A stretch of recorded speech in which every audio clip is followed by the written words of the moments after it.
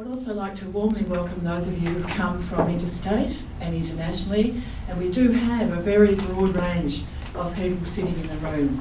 We have managed to include as many, I think, as probably is possible on a one-day seminar in Melbourne after the grand final, as is possible. So welcome all of you who have travelled, and welcome all others from other universities in Melbourne. I'd just like to take my moment in the conference as a historian, because that's where my discipline is, to come to you with a couple of introductory remarks about global citizenship and to provoke you a little to think about where this conference might take you in terms of your own teaching and learning and your thinking about assessment. For me, historically, citizenship has been as much about inclusion and exclusion as inclusion. I think we need to remember that for every experience of engaging citizens, we also may, historically at least, observe exclusion. For example, Anglo-American women celebrate one of the earliest achievements of female franchise in 1901-1902. This is a leading example in the Western world, but at the same time Indigenous women were excluded from the vote in Australia until 1962, and migrant men and women from non-British backgrounds for a very long time had to be naturalised before they could vote. So even if you track the formal rights attached to citizenship, you find this notion of exclusion and exploitation. Political, social and civil rights are embedded in the notion of citizenship, but we need to broaden our understanding to think about informal and informal models of citizenship. I counsel you today to consider that the words that you might be using, the concepts you might be applying around the terms global and citizenship are not self-evident or transparent, and we must always contest and critique what we hear. Remember too, as a historian I can say this, that notions of citizenship have historically got a very poor track record and have been abused by many civilisations throughout the centuries for militaristic, colonial, exploitative and pretty damaging practices. But on a brighter note, I think that this conference is testimony to moving out of those sorts of mindsets and trying to work with our students in the tertiary sector to bring something much more positive to our teaching and learning.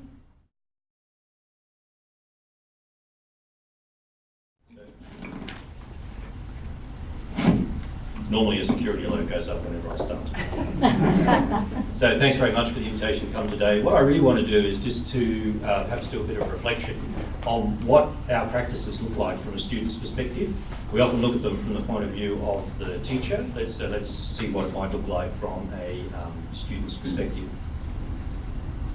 So some of you may have seen these slides, these particular ones. I often use these ones to talk about the environment in which we've created for our students.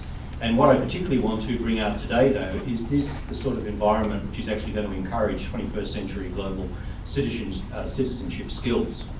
Over on the left-hand side that we've got there is the top left is a typical learning environment that we've created often. I know some of you will say we don't do that anymore, but I can assure you if I go around to any university in Melbourne today, I would actually find exactly that sort of thing going on that I've got on the top left-hand side there. And it's really no different from what people thought was global citizenship in the 14th century, which is the other painting that we've got down there.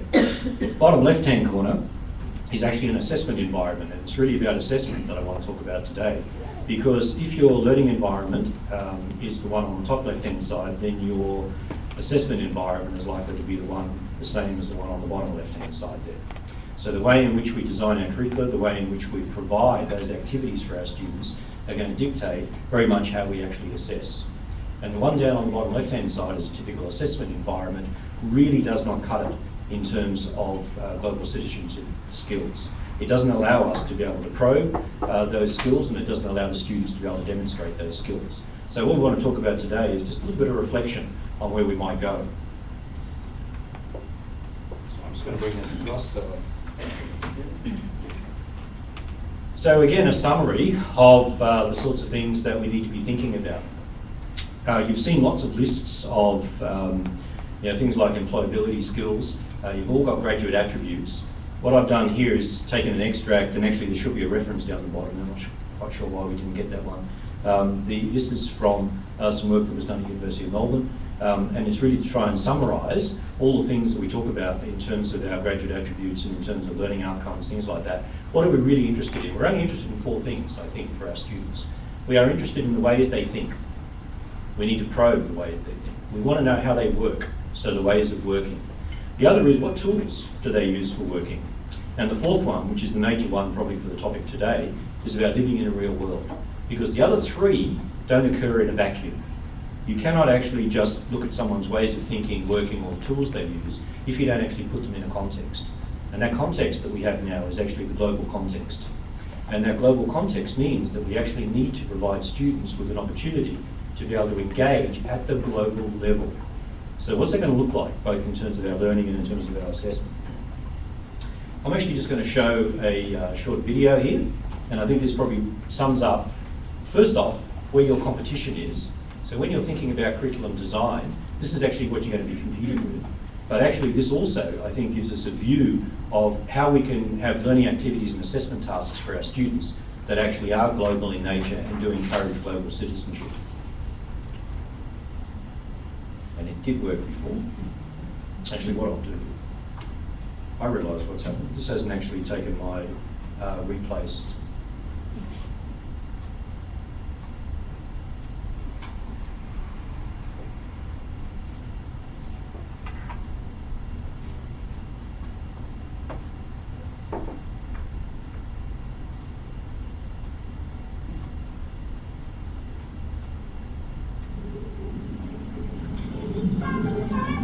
From the makers of Operation Ibiza and Pool Paradise comes Shark World, an online adventure in which you're in charge of a team of experts creating the largest shark aquarium in the world, called Shark World. In the hectic urban jungle of Shanghai, you'll work for Spectre Install, a large multinational company responsible for the realization of Shark World. You have to manage and organize a complicated project, solve mysteries and conflicts, motivate your team, and communicate with all kinds of people, sometimes behind your desktop, sometimes somewhere unexpected. The game continues 24/7 and penetrates your daily life, so you have to be committed and prepared. I think that's quite a good summary of the sorts of things we need to be thinking about. Now, not all of you are going to produce fancy multimedia productions like that. But if you actually analyse all of the tasks and the activities that the students would have done as part of that, and then looked at some of the assessment that will be associated with that, you should be able to incorporate that into any of your courses and any of your programs. Just the methodology that was used. This is nice and slick, and that's all very nice. It's great for showing videos like this as well. But what I don't want you to think is that we're saying you have to do something like that. But what you need to do is to look at the methodology. And it's actually one of the things that I think is really important about, I'm going off on a tangent now, looking at game theory. Because game theory actually gives us a good model for looking at how we should design our curricula, in particular around our global citizenship aspect. Because in the games, one of the key rules in a game is not to interrupt flow. And you'll notice if you just, I know it was probably a lot to absorb, but in that video that I just showed there, the impression that you get there is you don't interrupt the flow. You heard the person say that it's 24/7, right? So the game runs whether you're participating in it or not. And that's exactly what the real world is like. The world keeps going. Even if you decide to take the weekend off, the world's still going to keep going and things are going to happen. And you're going to have to come back in to participate in whatever's happened in the time that you've taken out. These are the sorts of things we need to get our students to think about as well in terms of working in the real world. What I've done here is just to talk about some of Peter Knight's work, just again to bring this to your attention. Peter Knight wrote about, or he used the term wicked competencies, and global citizenship could be incorporated into that idea of wicked competencies. He called those as competencies that relate to the sorts of things that I've got here, sometimes called the soft skills, the non-knowledge based skills that we want students to do, but they're summarised quite nicely I think in that. And the other thing that Peter Knight made a comment about is it's difficult to assess these because it's not a dichotomous response that you're going to get from students. It's not either right or wrong. There's no right or wrong answer when it comes to things around global citizenship. What there is will be consequences to everything that you do. And what you want students to be aware of are those, or to understand themselves and understand the consequences of their actions. And that's really what we need to start building in to our assessment tasks for our students, is to be able to track those, the ability of students to be able to say, what's the consequence? So I'm providing you with the solution, but here's the impact it has on me and it has on other people. And here's the different stakeholders. And I'll go quickly through that later about some of the options you might have there. This is I've extracted this from some other work. This is from a rubric, which is really trying to talk about different ways of describing self-knowledge and understanding.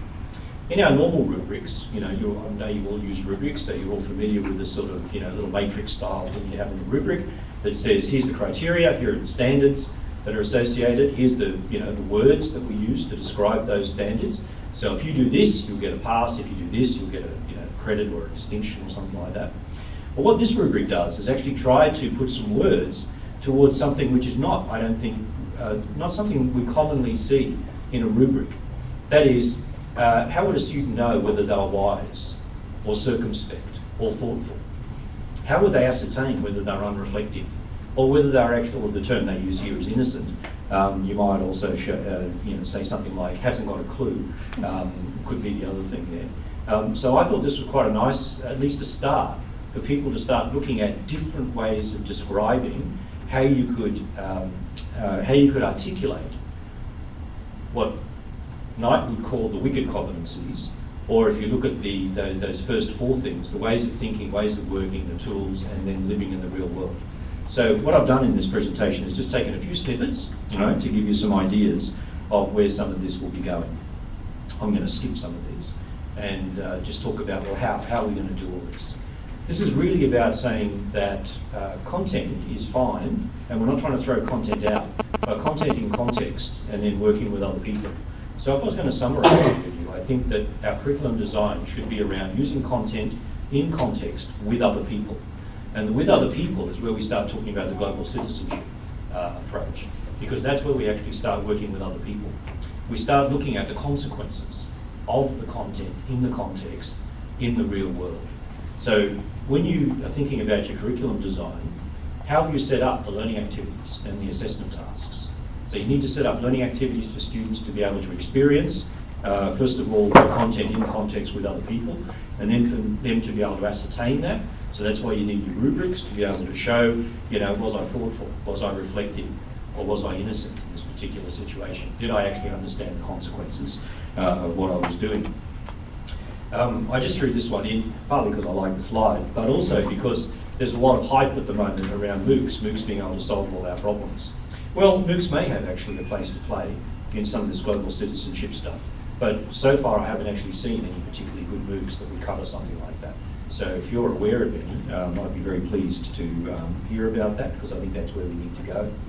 Is everything online? No, even though I've been, showed you some of the online stuff in terms of those, those games and things like that.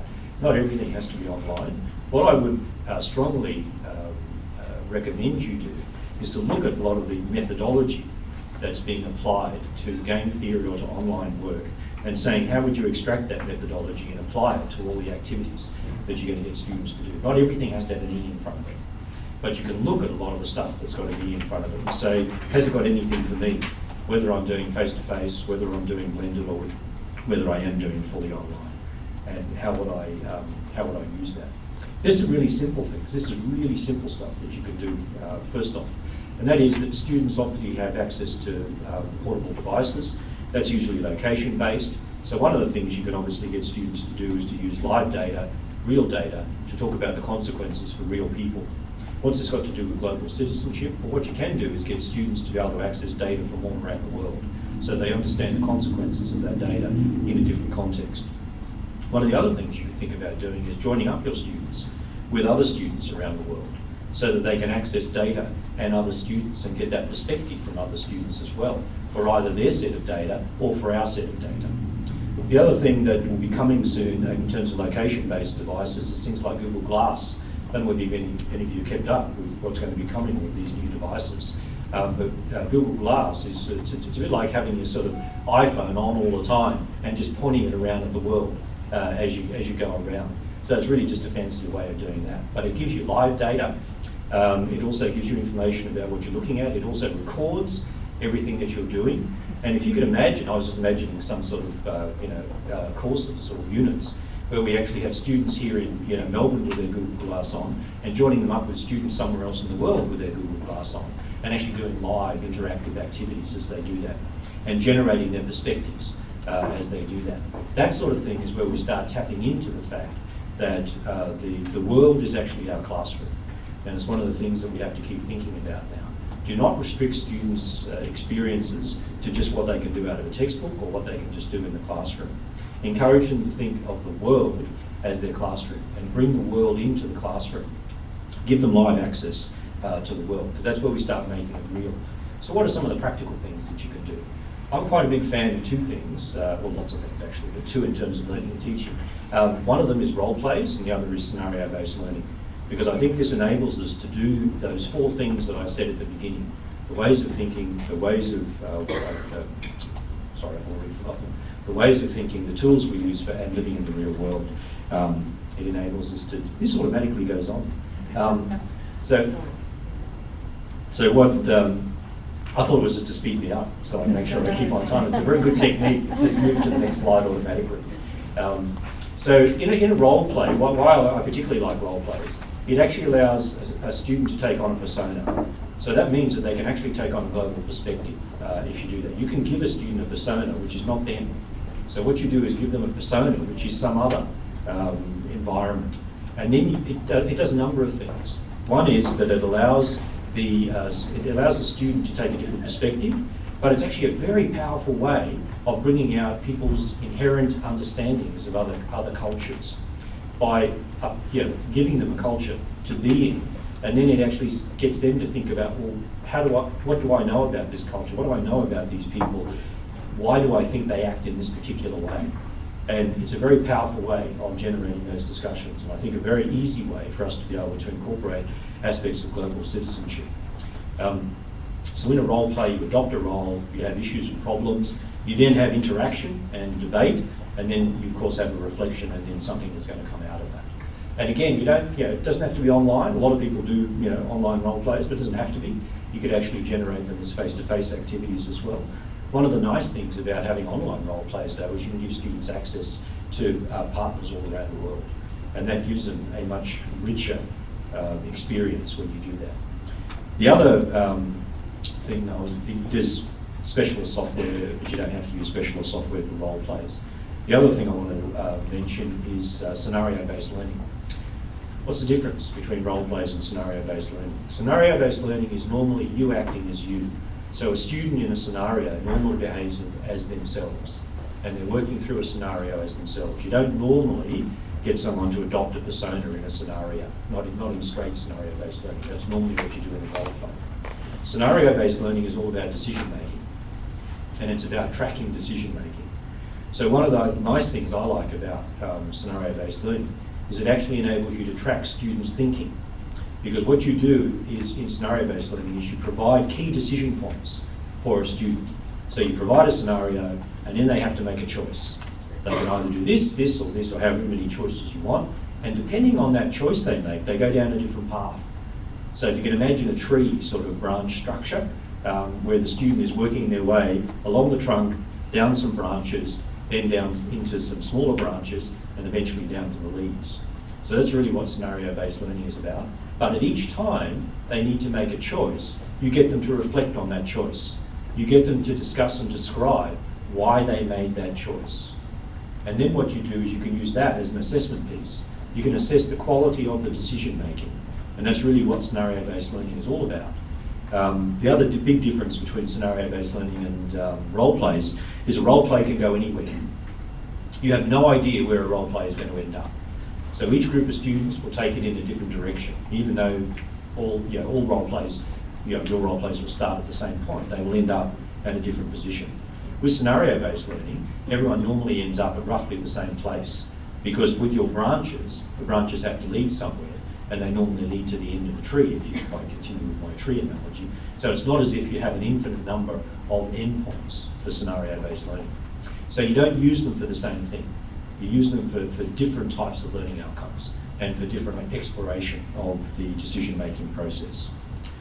I mentioned game-based learning, and really what I wanted to do here was just get you to reflect on the methodology that's used behind games. And I mentioned flow. Don't interrupt the flow is one of the key things in a game. And actually a game is really, it doesn't matter whether it's an online or whether it's a board game or whatever you're playing. A game is really about engagement, right? It's about engaging the participants, and it's about moving you from one activity to the next. It's about giving you feedback, and it's about you as the participant in that game using that feedback, you assimilate that and use it in the next activity that you do. Now if you think about it, that's actually exactly how we want to design a curriculum. We want to design our curriculum so that a student will engage with the curriculum, they will undertake an activity, they will get feedback from the activity, they'll assimilate that feedback into the next activity they do. And in the curriculum we have different levels, we work people, our students work through different levels in that. Exactly the same sort of thing that's happening in a game. Why do I think games are so interesting? Because games are designed to not interrupt the flow. And yet our curricular designs are usually we interrupt the flow over and over again for our students. What we often say to students is let's do some learning. So let's all sit there and do some learning. Now stop doing the learning, we're going to give you an assessment task. And then you may get some feedback today, tomorrow, next week, 2 months, never. And of course, usually the feedback that a student gets from the assessment task they've done, whether it's formative or summative, doesn't normally feed into the next immediate activity that the student has to do. And we kind of wonder why students don't bother using the feedback sometimes. It's because we don't go to any trouble to make it directly related to the next activity. And I mean the next activity, not the next exam or the next course or the unit or 2 years down the track or something. I'm talking about the next activity, because if you think about games, that's exactly what you do in a game. You use that feedback in the immediate next activity that you're going to do. So let's think about how we might do that in our curriculum design. In terms of games, this is the last 2 slides. In terms of games, these are 2 that I just want to pick out for you because I think they quite nicely highlight the issue of global participation. One is an online game called World Without Oil, and you can get the students to actually play this game. You set up the different starting points. So you can set up things like, when the oil is going to run out, what's the price of oil, how long the price goes up for over a period of time, which country is going to be affected by that, and then you get the students to play out the game in terms of the consequences. The other one is a third world farmer. So what's it like to be a farmer in Africa? And what you can do is start with the different parameters for that, and again get the students to work through that and understand the consequences. So there are 2 freely available ones. And the last one really, and again some of you have probably seen this slide before, this is about, do we actually want to change anything about what we do in terms of curriculum design? So this is about, do you want to take the red pill or the blue pill? Right? You remember from the Matrix, if you take the blue pill, life goes back to the way it always was, everyone's happy, nothing changes. You take the red pill, life is never the same again. So that's it, we can have some time for questions and discussion.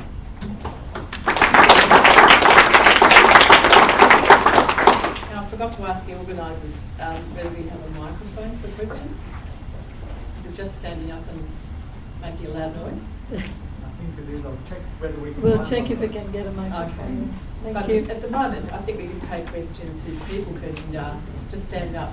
It might be interesting, if you don't mind, introduce yourself and say where you come from, just so we get a sense of who's speaking.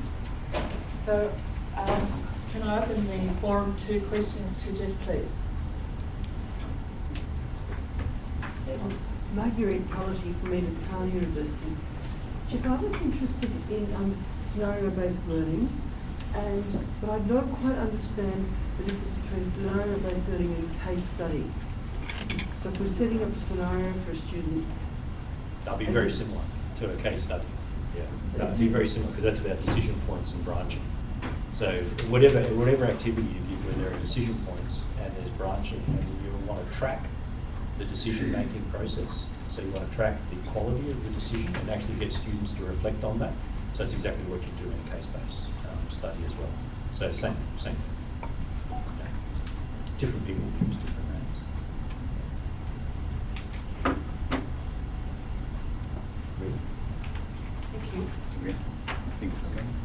Hi, Irene Aldermood from the Trade University.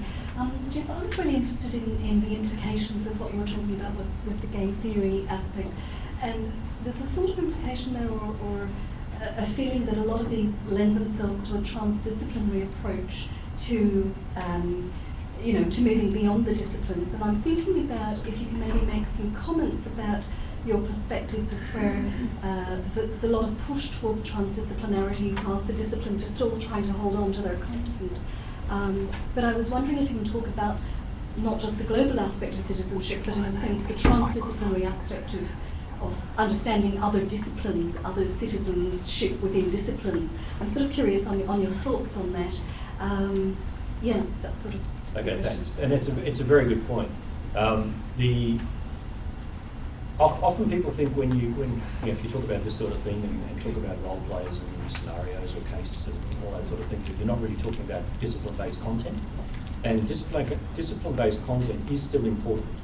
But as I said, it's discipline content in context with other people. And that with other people, I think, means that you have to look at other disciplines as well. And that's actually where you can bring in other disciplines. And I think that's what gives us a mechanism to do the transdisciplinarity. I'm really keen on joining up students from different disciplines for them to undertake. I mean, a typical one was in the role play. There's one I'm aware of, which is an engineering role play, which is about building a dam across the Mekong River. And what that does is, even though it's for civil engineers, water engineers who are going to build the dam, they actually partner up with other disciplines for aspects around building the dam. So things like, with business students about, because some students in the role play have got to be the World Bank who's going to decide whether to fund the thing. Some of them are local governments who are going to decide whether you can build a dam in their locality, or state-based governments as well. So that's actually where we can bring in other students to give their perspectives on those sorts of things.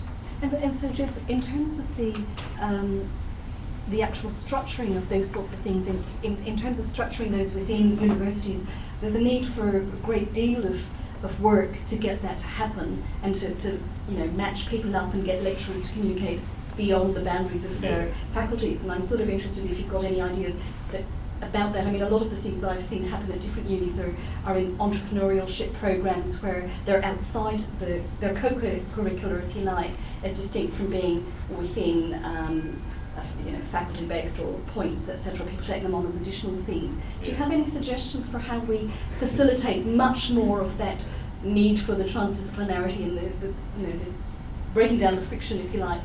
Are there any, beyond just capstone subjects that are usually done in third year or final year projects? Do you have ideas that work from across the globe that you've seen that are brilliant, or how to get academics on board to have those dialogues? Because all these ideas are really exciting, but it's needing to get people in, academics, to say, well, look, it's really worth the effort, it's really worth, getting the chemists to talk to the botanists and so on, and the economists, etc. Yeah, it's a good point. How do you bring people together? A part of it is just providing opportunities for them to be able to do that.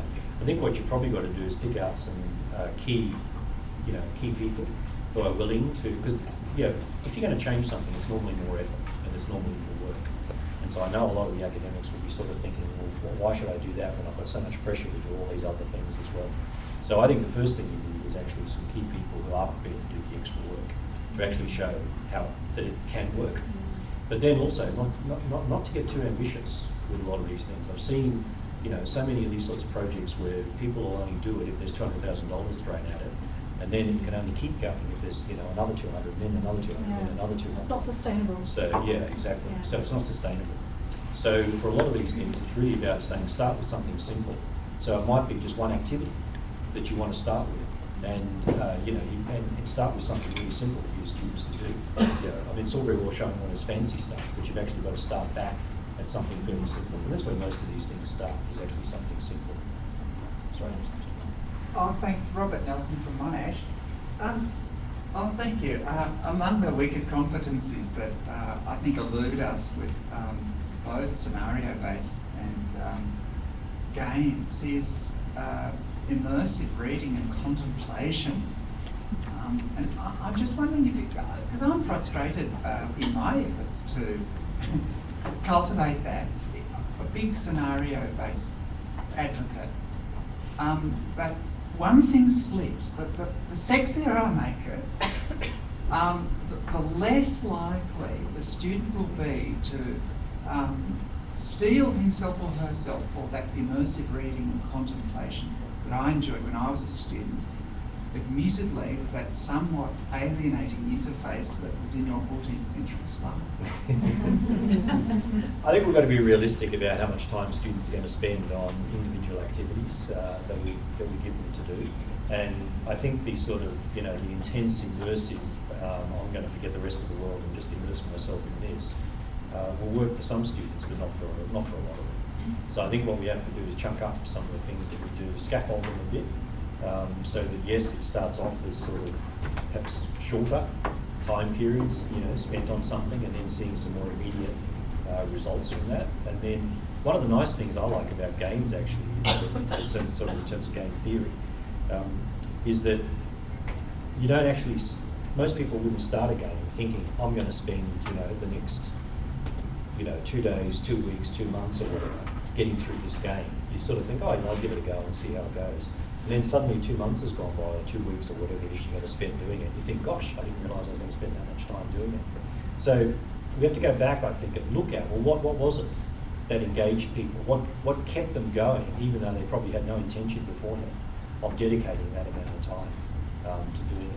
And that's why I said to you, like in the game type approach, it's about, here's an activity, here's instant feedback, here's the next activity that you're going to do. We've set a little stretch target for you, there's a little goal for you to get to.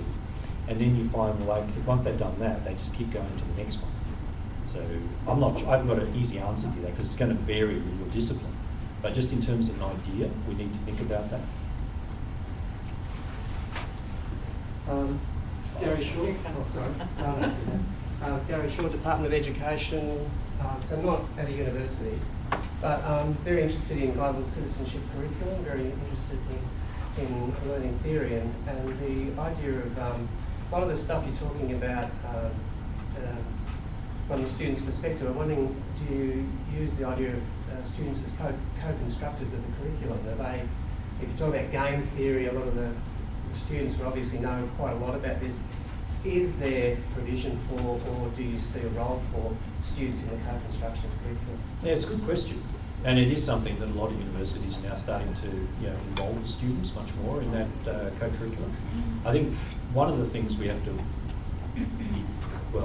just be pragmatic about is which things do you get students to help you design and which things are probably best left to, at least initially, to the experts to be able to construct something. But I do agree with you about the co-construction of the students, and in fact they'll probably tell you a lot about methodology as opposed to the, leave it up to the specialists to do the content stuff, but how are we actually going to present this, what sort of things would engage the students. So I think those sort of conversations would be great to have with the students. I think they'd love to tell you. Geoff, this is sort of a confirmation about what you were saying, because when you were talking, I was reflecting on my Year 8 daughter who's got an English assignment. They've just read George Orwell's book and they have to sort of relate how Animal Farm relates to Stalin's totalitarianism taking over the sort of Russian Revolution. And it was quite interesting. She spent 5 hours on Minecraft straight, and we put a lock on her computer. She can't spend more than 5 hours on Minecraft. And so when I got home, I said, "How's your essay going?" "Oh, well, I sort of run out of time." I said, "What do you mean you ran out of time?" "Well, I started playing Minecraft and she's connecting with people all around the world to do this Minecraft. But this poor essay is just, it's just not in the same realm. It's requiring her to reflect, to do research, and something like that. How do you convert that into, and I've often said to her, if you want to invite friends to talk about it, to discuss this, it's just not cool to be doing that sort of stuff with your friends. Well, partly that's because the reward mechanism that's put in place doesn't actually encourage that. Now, I've been accused of being a behaviourist before, but I do think when it comes to assessment, we actually have to be realistic, and we actually set a really strong message to the students about what it is we're going to reward. And if you're writing the essay and you're going to get rewarded for writing the essay, then you're actually not getting rewarded for talking with other people, for collaborating with them, for encouraging I mean, it's really interesting you talk about Stalin and sort of, you know, Stalin's Russia. I often wonder whether that's a good place to start. I mean, I reckon reading George Orwell is great, Animal Farm, but then why not apply it to something today? Why not apply it to, you know, something that the students would actually could relate to, and whether it's something more real? I mean, sometimes, see, I think initially this is about the immersive stuff. I mean, it's only later, I think, after a period of time, that you think, oh, actually, I'm going to, you know, look at that in a historical perspective, as opposed to what impacts on me right here and now. Like, what makes a difference to my life today? And if I was a young person, I think that's for a lot of them. Sorry if I was a young person. I'm obviously not a young person anymore, but I was. I'm sure that some of the things they're thinking about, well, it's like, so what? It's probably, I will write the essay because I have to write the essay because I need to get the marks to be able to, you know, do this. That's why I'll do it. Not because it has any inherent interest or application. Just going on from what was said before, one of the aspects of games that I often find fascinating is the fact that you can fail and go back and try again and again and again and again. But in but normally with the scenario-based and role plays that you have at university, there are no points. You know, you get negative feedback for any failure. Basically, it's progressive. You can't just stop it and then go back to it after you've thought a little bit more about it, because you have to do it by a certain timeline. So the issue is you got to do it within a semester, whatever. You've got to get it done, and there are all these things that probably put a student off in terms of, oh my God, all this effort to do this game by this semester. And I'm thinking, there probably has been a lot of thought about extending these sorts of scenario role plays over several years, over several semesters. But if you're talking about maybe developing these complex competencies, why not over the whole time the students at university? Basically, if you have a scenario or a role play over soft skills, then why not have it over the time the students there, because they will grow. Their thoughtfulness will grow. You're talking about experiential learning and student maturing as they go through the university. But it's I don't know, maybe it's so obvious that sometimes we forget about it, that it is. A lot of those things are mental maturing, and so it can't be restricted to the one semester oftentimes, because students just grow. I mean, your own kids, you know, from one year to the other, you see them at uni, and you know, first year they think this way. By the end of third year, by the time they're postgraduate, they're thinking differently about issues. Sometimes you think they might think more like you, but hey, you know, what the hell? And then as they get their first job, so it's really progression, and you're trying to squeeze it into just a small amount of years. And I'm probably speaking to the converted here, but it's just crazy. Yeah. Well, no, and again, it's a good concept, and I suppose that's part why a lot of areas are looking at the capstone experience as sort of one way in which you might try and bring some of those things together. But I agree, even that is more towards the end than at the beginning. Scaffolding, I think, is one of the big things that we need to do. I think we need to be pragmatic as well about you know, student activities. So yeah, just a word of caution. I don't think we should put a role play in every single course that a student has to do, because I think they'll get sick of it. Likewise with a scenario, likewise with, you know, anything else. So whatever you do, I'll be looking at it as a program, you know, program level type thing, yeah, whole program, rather than let's have one of these in every single little thing we do. Now, I think we probably should stop there, shouldn't we? Yes.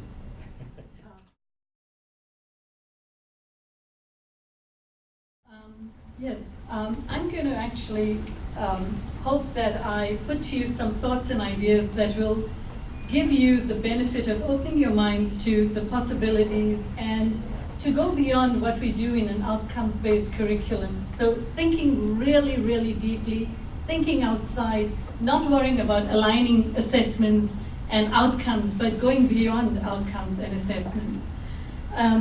With that, I'm actually going to raise some issues that are critical considerations that you should have if you've not already gone down that path, because without them, you cannot talk about assessment, you cannot talk about globalization or global citizenship.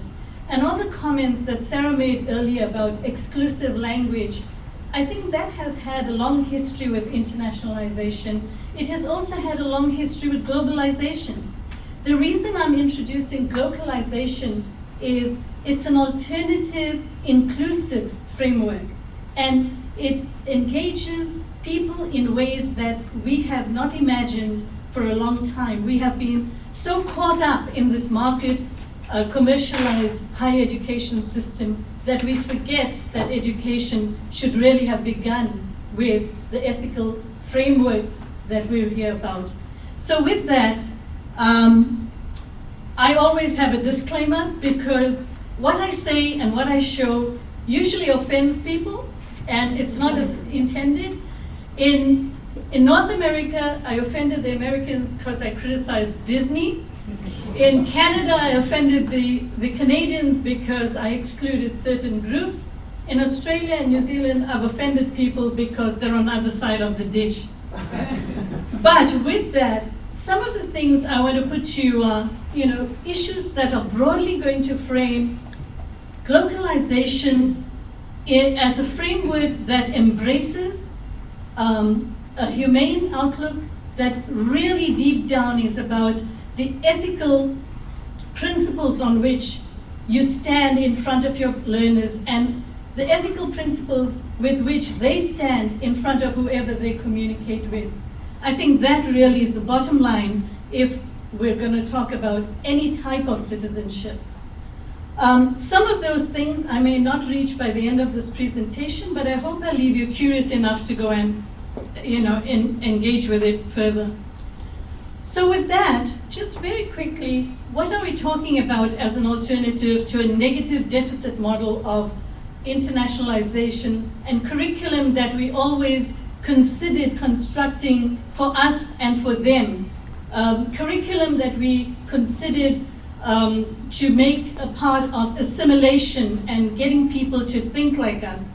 Globalization is different because it's not about an us and them model. It brings together the local and the global in terms of issues that strike us at the heart.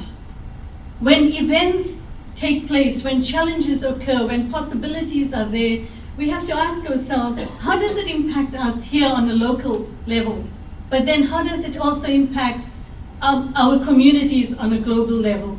And globalization should really take off as a framework in higher education, where our learners and our teachers, our facilitators of learning and teaching, become intuitive about what's local and global, become intuitive about what's global and local. There was a time in the last 30, 40 years when we first heard in terms of wars and battles raged around the world, when Americans said, no Americans died. And I would sit there in a different context thinking that human life was lost. And today I still hear those in different regions of the world. If somebody from a certain group has not lost their life, it becomes meaningless in the global sphere. So I think global citizenship, globalization, a higher education framework that gets our learners to think on that level becomes important. Yes, we need to work towards shared values in globalization, but coming to a point where shared values become meaningful in a group, in a learner group, in a teaching group, in a group that is concerned with similar issues, is difficult in a world where we've become dichotomized through years of maybe colonized thinking, through research done in Western frameworks, where we're always looking for difference instead of what's common. And I'm hoping that globalization brings to us what should be common to us all.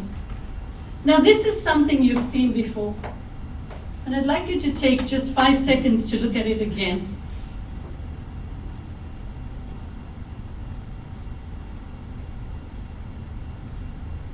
And the question is not, what do you see? We all know what we should be seeing because we've seen this image 1,000 times. And what we see in this image is what we do every day when we stereotype people. We know what we're supposed to see. The questions that are more important is, why do we see what we see? And why do we not see what the other sees? And I think we never stop to think about that. And one of the literary texts that inspired me a great deal recently is the one by Alison Ravenscroft, who actually explains some of why our visual lenses are so narrow in her book, The Post-Colonial Eye, White Australian Desire and the Visual Field. And she says that one of the reasons that, in her thinking, one of the reasons we don't see in that image the same thing is because they belong to two different visual fields. They tell two different stories. For example, in that image, besides what we were supposed to see, I see white people. I also see black people. Do you see them? Maybe not. And the question is, what do we do with what we see before us? And how do we actually engage with the object in front of us? And I think all that has a lot to do with the glocalization framework and how we want our learners to engage and to embrace what is in front of them in a broader spectrum, to be able to see what there is to see, but is not visible immediately in front of them. And the question I've put here is, what we've done with internationalization and globalization, are we going to continue to locate it in a colonized framework? And we need to think about how until today, we continue to frame the other. And we keep telling their stories and we keep writing their histories. And that goes for the type of learning design we set, the type of assessments we prepare them to actually undertake. We're asking them to speak on behalf of. We're asking them to see what we see, but not beyond that. And I think that's important. So other things that Ravenscroft brings up, which I think for a long time has been a worrisome idea from an internationalization perspective, from an intercultural communication perspective, where we're always told, you can walk in the other person's shoes. You can see through their eyes. I always wondered about that because it's not something that it was as simple as, yes, I know what you think. I can never know what you think because your history is different from mine. Your story is different from mine. Your pain, your suffering is different from mine. So I think that whole colonial assumption, that colonized way of thinking, and Ravenscroft, when she talks about seeing through another's eyes, she calls it colonial occupation of the other. So you might want to have a look at that. Going forward, I want to just give you some snippets of how we frame others and where we get some of these. And this is one of the things that I've used before in different ways. And it's from the Mickey Mouse Monopoly set. I just remember a comment that my daughter made once. And she said, "Mommy, I don't want to be racist." So she knows this word. But why is it that dark people are always doing bad things? Do you know characters in Disney movies? Oh, well, one comes to mind, the Chihuahua. And that's about it. Pardon me, amigo. What is this chili deal? Hey, check it out, man. Hey, forget Vega, man. Let's take this baby to Atlantic City. At this point in my life, I can look at one of these movies and it's if it wasn't so tragic, it'd be comical. Allow me to introduce myself. I am Ignacio Alonso Julio Federico de Tito. Get away from me, you little bug-eyed creep. What's this thing with Latinos being dogs?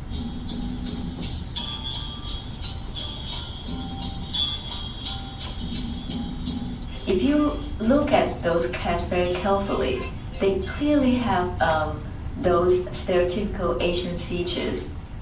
They have slanted eyes, the buck teeth, and the very heavy accents. They are also depicted as cunning, sinister, and manipulative. Do you see that thing swimming round and round? Yes. Maybe we could reach in and make it drown. If we sneaking up upon it carefully, there will be a head for you. If we compare the Siamese cats with Mulan, I must say that Disney has made very significant improvement in the visual portrayal of Chinese. However, in order to create this model feminist figure, China is portrayed as probably the most sexist and oppressive society in all Disney children's films. Please, sir, my father has already fought for Quiet! You would do well to teach your daughter to hold her tongue in a man's presence. Mulan, you dishonor me. Okay, so those are just some representations that we carry with us, and we use them all the time to, again, read images, to work with learners, to work with our colleagues. And I think that we need to ask ourselves, if these are the mental models we continue to hold, how are we going to actually reach a place in a higher education framework where we're going to give all groups the benefit, so that the mental models do not affect how we design our education, how we assess our learners, and the opportunities that we give them. Most important about the glocalization framework is that it embraces third culture building. And third culture building, according to Lee, is one that does not subjugate one group to, and make another one dominant. It's a refreshing way of thinking about how we can work within a higher education framework that brings together local and global communities and learners and allows them to work in a respectful manner on issues that are important and issues on which they have to make ethical decisions. Most important in today's presentation for me is talking about the critical considerations can only work for you if you begin to find out who you are. What are you about? Do you know yourself? Do you know what are some of the stereotypes and prejudices you hold?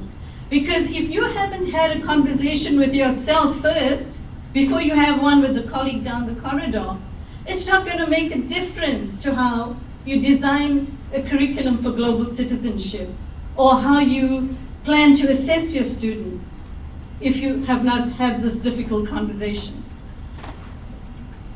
I'm going to show you another snippet, and this one is really interesting. Yes, it's offensive. It's more about Australian and New Zealand issues, but the thing is, it's a minority group that brings up the issue of accents. And I want you to look at it and think about what it means for minority groups when they're the ones that are constantly asked that question, and how that affects their relationship.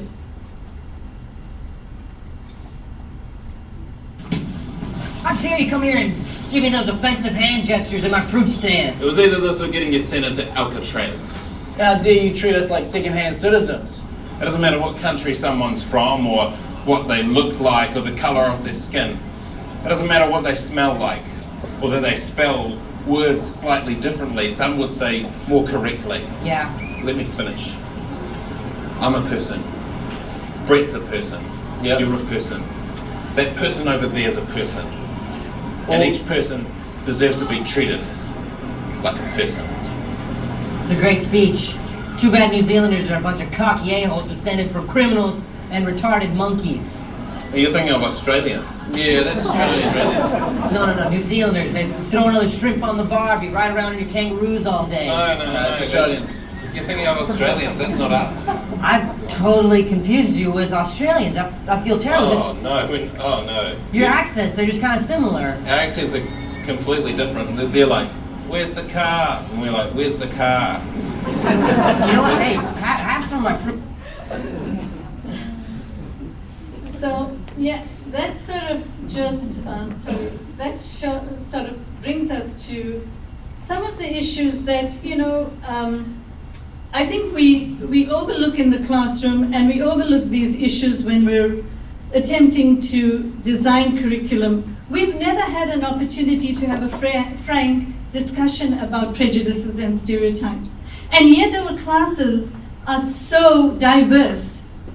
that unless they have that conversation there, the understandings they take with them and the manner in which they respond to your assessments are going to be problematic. Because if you tick off their assessments as, yes, great work, aligned to the outcome, and then they're standing in the middle of Bird Street and they utter those same words, they're going to get into trouble because of what they think, not even what they say. So, with that, let us look at what we're talking about when we mention assessment as learning. Some of the ideas that I've come across in the literature is, should we not be talking about authentic assessment instead of authentic learning instead of authentic assessment?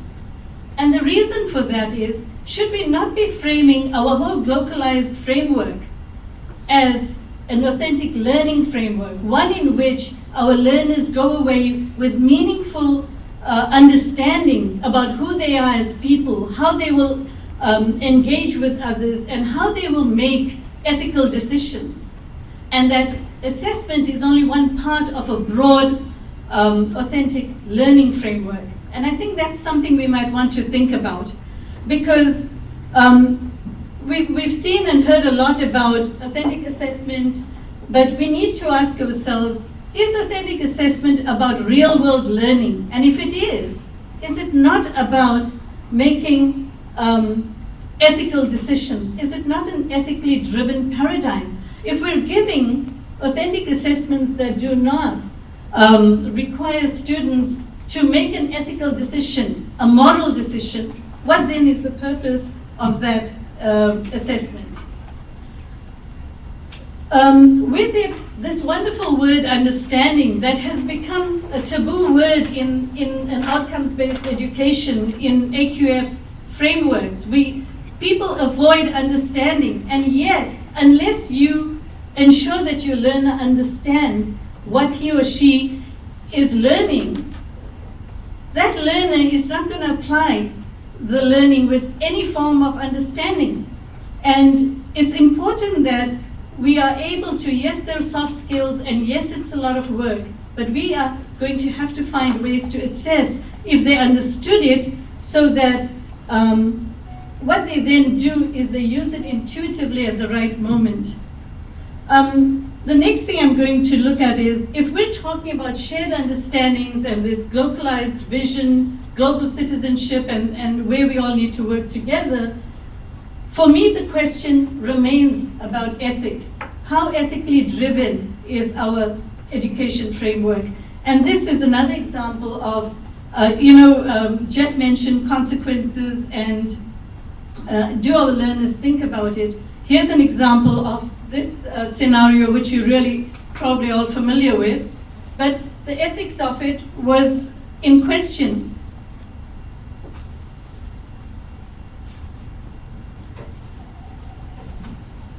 Hi everyone, so I felt compelled to do a quick little video blog here after hearing the news of the nurse who committed suicide, the one who fell victim to the Australian DJ's prank, who called the hospital to find Kate's condition out, pretending to be the Queen and Prince Charles. And I really think this whole thing brings up a number of different issues, and I kind of wanted to put it out there to you just to kind of gauge your response and to see kind of where society is at these days in regards to media and the content that it produces. Now, on one side, there's the body of thought that media needs to step up and take a leadership role and decide, what is content that is relevant to my audience. And on the flip side, we as consumers are consuming that content. And I mean, this is just one example, but it's really just the icing on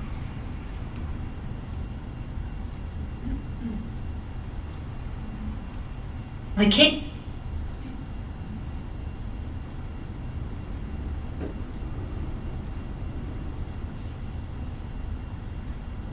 Okay, so really the question there for me is, are these our future graduates? Is this who we're turning out? So that wherever they go and whatever they do, they did not have consideration for ethical issues.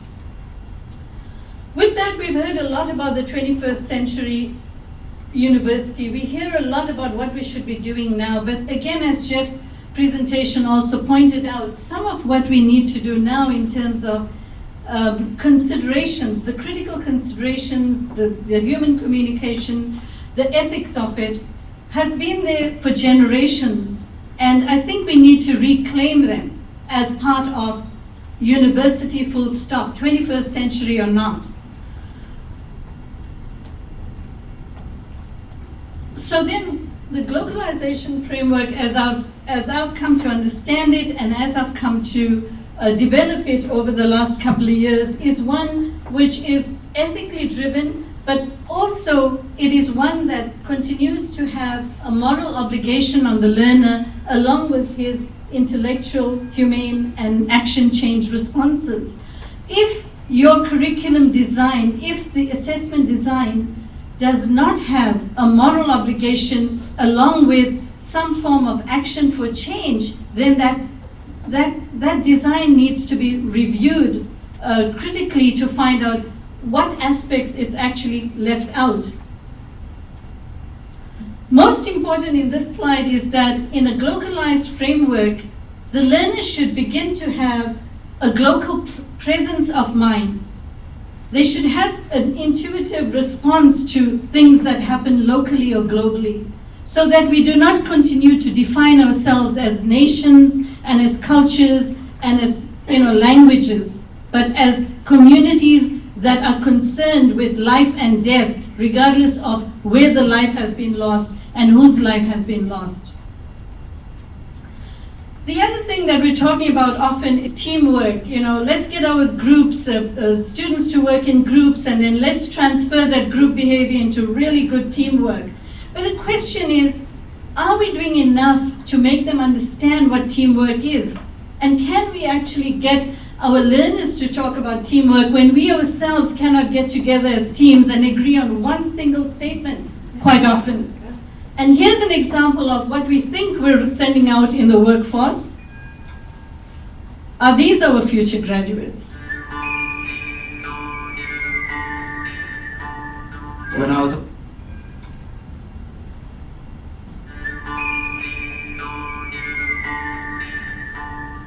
I was asking him really basic questions, just trying to make conversation.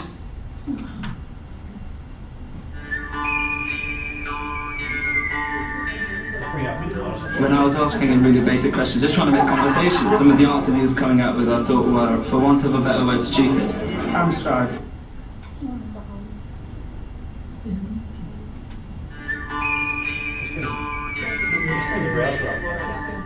When I was asking him really basic questions, just trying to make conversation, some of the answers he was coming out with I thought were, for want of a better word, stupid. Amstrad is a company I think needs to pick up the house. I just thought he was very happy to just yabba yabba yabba, but it was just tiresome. I'm not no more. Please, we've got Adam, I'm going to have my say. I couldn't stop him talking. Rory, the only thing he knows is to stay shut up. He hasn't come with anything productive. Keep quiet. We don't need swearing, nasty messages and I didn't ask you to swear, I asked you to leave a nice message. No. Questions, just trying to make conversation. Some of the answers he was coming out with I thought were, for want of a better word, stupid. Amstrad is a company I think needs to pick up the house. I just thought he was very happy to just yabba yabba yabba, but it was just tiresome. I'm not no more. Please, we've got Adam, I'm going to have my say. I couldn't stop him talking. Rory, the only thing he knows is to stay shut up. He hasn't come with anything productive. Keep quiet. We don't need swearing, nasty messages and I didn't ask you to swear, I asked you to leave a nice message. No. We'll just let them come back when they're ready. Can I leave them a message? No, you can't. Don't talk to me like you're my boss. We're all working in this together for us. I am your boss. No, you're not my boss. I am your boss. Trey, sit on a seat, please. I don't want him presenting to me with you lying down here like your lady Chappie's lover.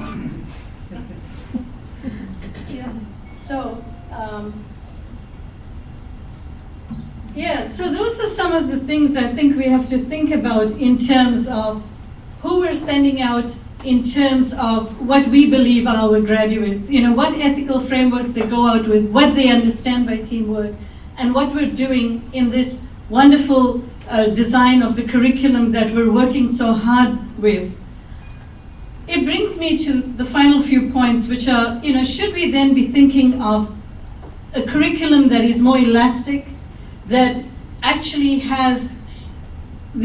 gives us the opportunity to allow change to happen constantly as and when required, instead of having it as a prescribed set of to-do list. And perhaps that is something that we might want to think about. And the ideas of elastic curriculum and elastic thinking have already been in the literature for a long time, as you can see. So maybe we want to think of it that way. Also, Giroux asks, should we start to reframe education as a democratic project? And I think, again, there we need to think about, what is it we want our learners to do so that they can become more critical, so that, as Sarah mentioned, they can begin to interrogate the education they receive. And with that, thank you.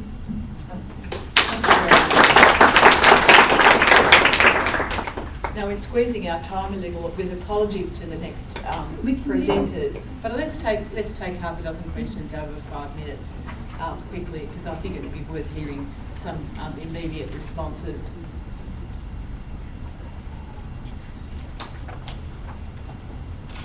Anyone want to start us off?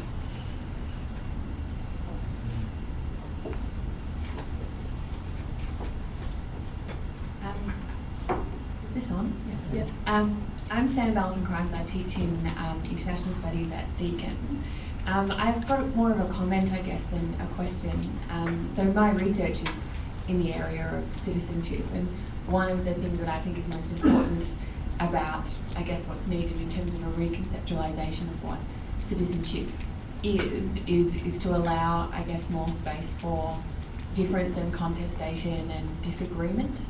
And I noticed your presentation has a heavy emphasis on shared values and the idea of coming together in a third culture and so on. But actually what I think I would like my students to be able to do better, what I would like to be able to do better, is to communicate, I guess, in an effective and respectful and just way when we do disagree, and to encourage my students to disagree more. I think sometimes in class, they just don't, you can see a disagreement bubbling away, but no one wants to deal with it. And I think that's something that maybe needs to, I guess, come into the discussion a bit more about what kind of citizenship we want to teach our students. Yeah, I agree wholeheartedly that we should begin with agreeing to disagree. We should encourage dissent. And I'm not ignoring that. And usually I would have in a classroom setup, the norms would say, one of our fundamental agreements is respect for everybody and agreement to disagree.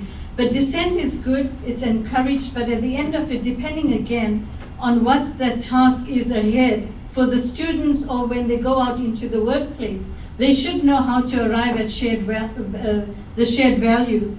And they should know that to get to shared values, there will be a lot of pain and trauma in the disagreements. But we need to also talk about the skills that might be useful in coming to some shared agreement. But I agree, definitely dissent is good. We don't even hear dissent among us. Mm-hmm. It's usually, we hear it in the corridors, we hear it in the coffee rooms, but we never hear it in the conferences. Any dissent, please? Dissent, disagree with me. Yes. Okay. Yep, good. Take a microphone. Oh, thank you. Sorry, my name is Alberto Gonzalez. I'm with Deakin Prime, commercial arm at Deakin University. Dissent, yeah, okay.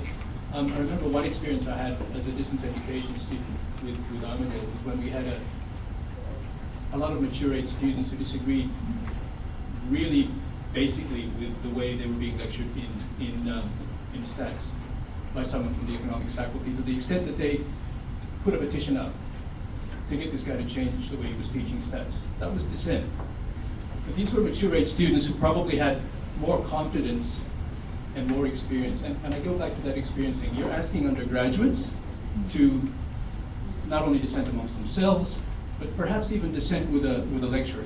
And they're also paying, some of them are, they're paying HECS or they're paying full fee to do that course, to learn as much as they can, to get out there as quickly as they can and get a job. And you want to teach them ethical values, which are wonderful and great, but they're probably thinking, how valuable is this going to be when I go and look for a job? Let's get really pragmatic here. A lot of them really are probably thinking that, and I really want to get through this course quickly so I can go on and do some of the stuff like I want to do, which is earn a lot of money, get a job, all that sort of stuff. Dissent is good, and I'm not saying no dissent, but in a pragmatic situation, how do you sell that? How do you sell, you know, that being, and in some cultures, dissent is probably not the thing that to be done, especially in a lecture. They're not taught to dissent in a classroom. They're taught to accept what the teacher is saying, as you probably know. I come from the Philippines originally. You come from, imagine, India or Pakistan. The classroom teaching is different there to perhaps Western cultures. And when they come here, and my wife sees it at TAFE all the time, they come here and they're taught they have to do work with groups. Men who come from a fairly, you know, a culture where men have a lot of power have to work with women teachers. It's a problem. Let's hear Faye's response, maybe, because time is... Yeah, okay, so, and look, these are all good questions. I think it'll be great when you take it to the hour and a half we have for dialogue. It will be fantastic. So I'm just going to give a quick answer to that one, saying, yes, dissent is good. How you actually integrate it in your curriculum, how you find the moment, is entirely left to you. It's supposed to be a fine art. It's something that you might get to do over time. There aren't any quick answers to it. There aren't any sharp answers. And I'm going to stop here with one last comment. It's interesting how you still get stereotyped, no matter what you say. And last week I had a colleague who asked me almost in a similar vein, where are you from? I gave him one answer. He said, where are you really from? I said, well, I'm going to leave that to you because you've already stereotyped me and I think you know where I'm from in your head. And then he said, well, I mean, where's your ancestry from? And I said, okay, this is a really different answer I'm going to give you this time. Do me a favor, go and trace my ancestry because you know where I'm from in your head. Ask them if they think I belong to them or that I have a part in their history. Come back and tell me who my ancestors were. And I left it at that. But thank you, everybody. Thank you. This is great.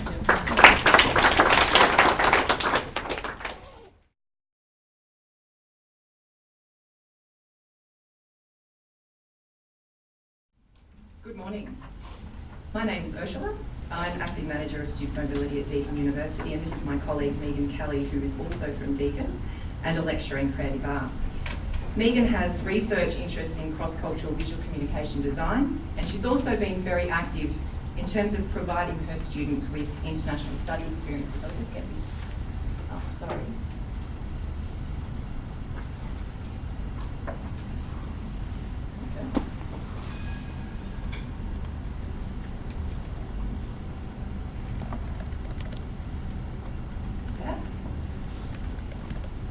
What we'd like to discuss with you today is how we are providing a mechanism to measure and leverage international experience through the Global Citizenship program, how this program is now being integrated into academic programs, and finally, the variety of programs that we offer to give as many students as possible access to international experiences. Briefly, I just want to explain how the Global Citizenship program works and how it's evolving. We launched the program in 2011. At that time, pre-2011, while there was an acceptance within the sector that international experience enhanced graduate employability, there was a lack of clear data to really support this correlation. It wasn't until 2011 that QS released the Global Employer Survey report. The survey sampled the views of more than 10,000 employers in 116 countries across 5 continents. So it was quite an extensive survey. From this survey emerged some predicted outcomes. Internationally, more than 80% of employers said they actively sought graduates who had studied abroad.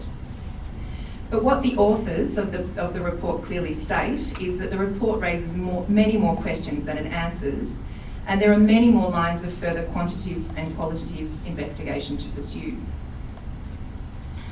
What we've tried to do with our Global Citizenship program is provide a clear framework for students to access international experience, both overseas and on campus, and provide a way for students to communicate these experiences and the associated skill set to employers. In the process of developing this program, other models out there were considered. Many of these programs centred around the idea of creating leaders. Probably the best known example is Macquarie University's Global Leadership Program, which began in the early 2000s. There are some structural differences between programs, but I think the main difference is that our program focuses solely on international activities or experiences. Another difference would be the terminology. We felt that citizenship evoked a stronger sense of inclusion and a more realistic and achievable outcome for students. Not everyone can be a leader. Some of us don't even aspire to leadership positions. We believe that the model we've arrived at is simple and achievable. Students register for the program and must complete 100 points of international activity. Ideally, students would register when they commence their studies and develop an activity plan around their academic study. Our role in student mobility is then to ensure that we provide them with as many opportunities as possible. You'll see, I don't think any of you have got the brochure. I did put the brochures out, but some of you have, excellent. You'll see I've included a brochure, just so you can see how the model works. Each international activity has a point weighting based on duration and intensity. I think I've got another slide I can show you that might help. So it could be a semester of exchange, which is quite an intense experience, would be 60 points towards the 100 points. An intensive international study program, so a summer school or a winter school at our partner universities overseas, would be 20 points. It could be attending a conference with an international focus for 10 points. There are many ways that students can gain points for the Global Citizenship program, and importantly, these activities can take place here on campus. This is again relevant when we're talking about making international experience accessible, particularly important for a university like Deakin, where we have so many regional and low SES students. When our students have their 100 points, they can then apply for the Global Citizenship Award. The application is quite involved. They have to reflect on each activity and provide evidence of each activity. This is then assessed by a panel made up of academic and international staff. The award is signed by the Vice-Chancellor and is normally given out by the Vice-Chancellor at a ceremony. So it's seen as quite a prestigious award. The award stipulates their international activities and outlines the skill set they should now hold from those experiences. The idea is that they include the award in their CV when applying for jobs. We did a survey late last year on the GCP alumni from the last 2 years. 88% of respondents confirmed that their international experience was brought up at the job interview. All students said they included the award in their CV. I think what we're finding is that the award is often communicating what students can't necessarily communicate in a job application or interview. Many of our students have limited work experience or none at all. So this program plays a really important role in affirming their skill set and providing them with a point of difference. As the Global Citizenship program is still relatively new, we're really keen to get more data on the kind of value add that this program provides our graduates when job seeking. We try to keep in touch with our alumni as much as possible, and I'm talking about the students who have completed the GCP program. They haven't necessarily graduated from the university, though many of them have. Interestingly, this has been actually a lot easier than we thought it would be. We're actually finding that this program has strengthened the bond between the university and the students. I think this is a really important finding, particularly given the ever-increasing emphasis on alumni engagement and, of course, philanthropy.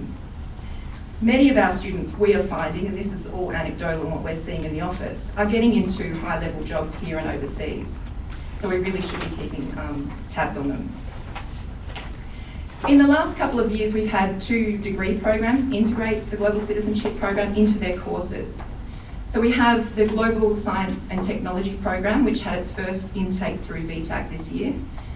The idea is that the students who enrol in this degree are expected to join the Global Citizenship program and undertake international experience.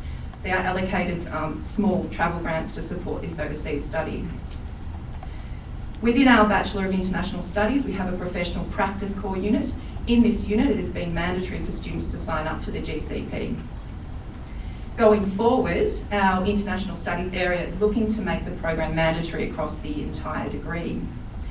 The plan is to move the Global Citizenship program across into an e-portfolio for students to update and reflect on each activity. I think this is a terrific model and an improvement on how it currently works. Currently, we have students only updating their experiences when they've accumulated their 100 points, so when they're applying for the award right at the very end.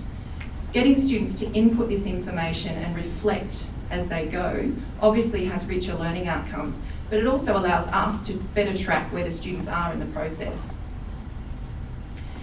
In terms of how we're integrating international experiences across the board and how these experiences feed into the Global Citizenship program, I now want to introduce Megan. Megan's experience is interesting and particularly relevant because she's engaging in international activities on a range of levels,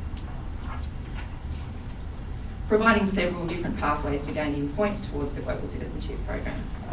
Yep. Thank you, Ursula.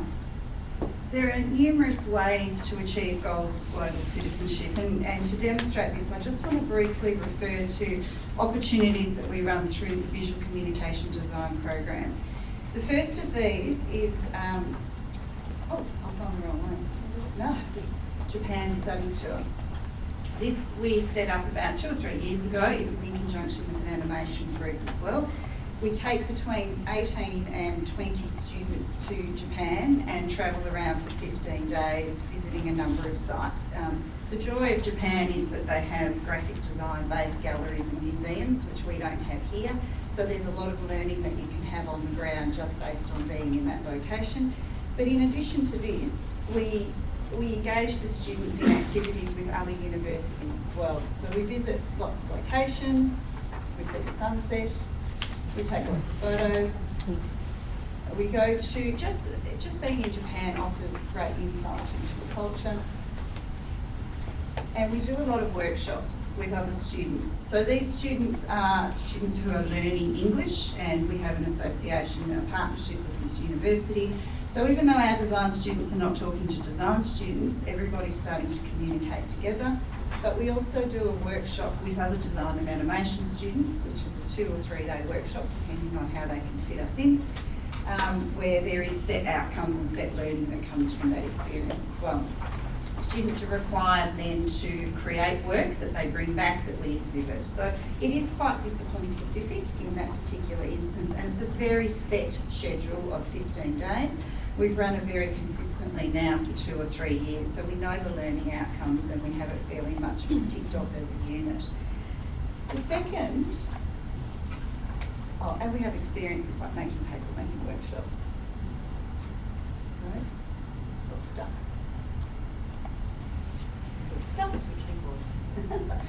The second one I want to introduce to you is a field trip that started in Vario, the highlands of Borneo. This is a specific field trip with a specific international context. This is based on research and students visiting the location with our partners again and working to a common solution. In 2010, Dr. Jonathan Sweet is here as well, but in 2010, Deakin University students and a team from Cultural Heritage Centre of Asian and Pacific was assisting the Ruran, Kalabit and Sarawak, a tribal group in the highlands of Borneo, in the process of thinking about and planning a community museum development. The motivation of this was to preserve the Kalabit cultural heritage. It was really seen as important amongst the community, and there was a need to understand and articulate that community, that Kalabit identity, and preserve the identity. So Dr. Jonathan Sweet, who's probably better to speak about this than I am, he took a small group of students over there. They assessed and evaluated the potential of running this museum. And what came about from the discussions was the project could be quite a large one. And this starts to address some of the concerns that have been raised already in the discussions. Things like elastic curriculum, or a curriculum that can merge and change. Things like multidisciplined. Things like not knowing quite what your outcomes are going to be, but having a cementing some sort of relationship that can then lead to other opportunities. This one's an absolute pearl for it, because what's now happened is it's developed into a larger project. So from the initial field trip that has started, we're now developing another field trip. It was all through community consultation, through agreement with the Kalaba Sarawak community. We went and visited the location. They have long houses, which are very much Kalaba based. They're looking to preserve that culture, perhaps develop that culture into a museum environment, and then have other people use it as a tourism destination to bring money into the Barrio region. Beautiful local people that we can communicate with. The environment is very unique in itself. They're very welcoming community. They see that what we can bring to the table is something that benefits them. And of course, in hindsight, it also benefits the academics and the students that go over. Community consultations are informal. I'm showing you these because the environment is quite isolated. It's not an environment you can take a lot of students to. So this is the site that we're hoping to build a museum on, which is in Barrio. And as you can see, it's quite remote. When I went up to that region to take this photo, they did say, watch out for the snakes. It is quite remote. It's 10 hours from Miri. The closest place that you can drive from is 10 hours away. It's an hour and a half flight away. But the community was welcoming. They took us in. They asked us about what we can contribute. We offered them students that then researched areas, and we put the information back in. We've been researching ourselves. So it's quite an ongoing relationship. We did workshops with the Barrio community in what they want and how they want it to work. They discussed it amongst themselves. So it's a slow process of revealing what they require and hoping that we can provide some services toward that. But some of the locations are very difficult to get students to. So I've introduced the study tour as an option, the field trip is an option, but the last one that we're going to do is bringing that experience home. There are limitations in the location. They have power that's generator driven. The power then can be cut off at any point in time. The internet doesn't really work. It's hard to do research and conduct field trips there. We are taking a group over in January to look at the location and perhaps look at how we can build the built environment. The architecture students will look into that. But then we also think of bringing the brief back home. And this allows me to engage 80 to 100 students in how they can problem solve the visual communication strategy for the Barrio community. Now, I'm not saying we're going to nail it, we're not going to get it, but we're going to offer them solutions that we can then take back and discuss with them. Then bring that back in, and we can then build on that and feed through that process. So when we meet with the Kalaba communities, this is in Barrio, they feed you, they want to feed you, they want to host you, and I don't want to take 80 students over to be fed. I think that that's inappropriate, of course. And also when you go to some locations, as you can see, you know, the screen is a sheet pinned up, which is fabulous. We got to communicate well, but again, it's limited in the space and the facilities that they have available.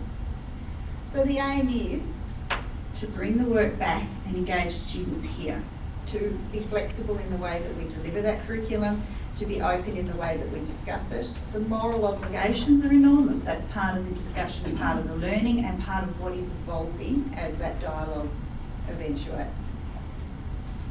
And then I'll put you back to Ursula to also suggest other ways that we can move on these things. Oh, that's all right. Thanks. Before I conclude, I just want to give you some other examples of how we're engaging our on-campus students in internationally focused experiences. Our dance department recently hosted 3 dance academics from a university in Aceh in Indonesia. They spent a week workshopping traditional Indonesian dances with our undergraduate dance students, and I was fortunate enough to go and see them performing.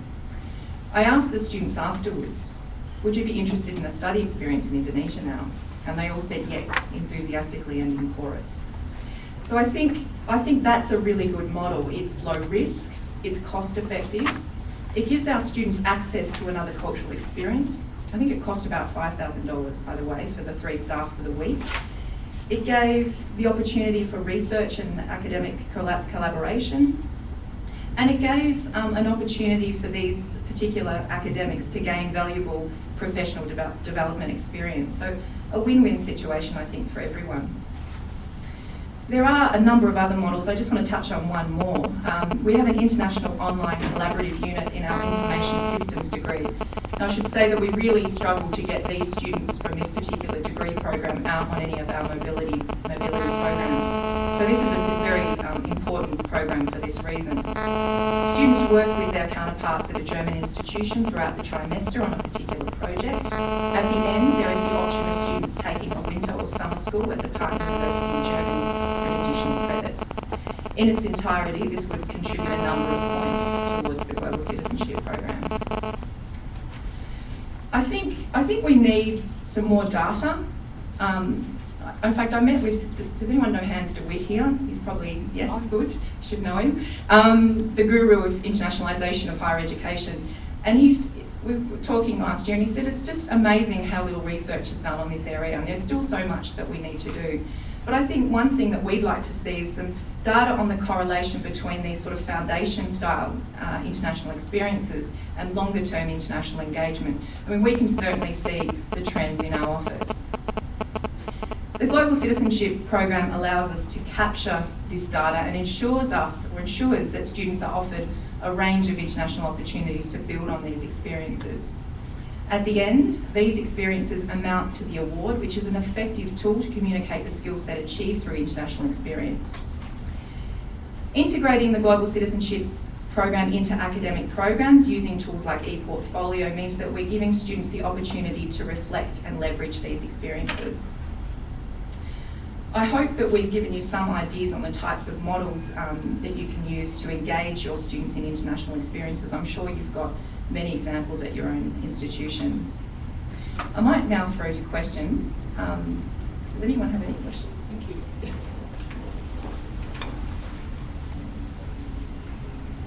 We'll try the back and then definitely the other side.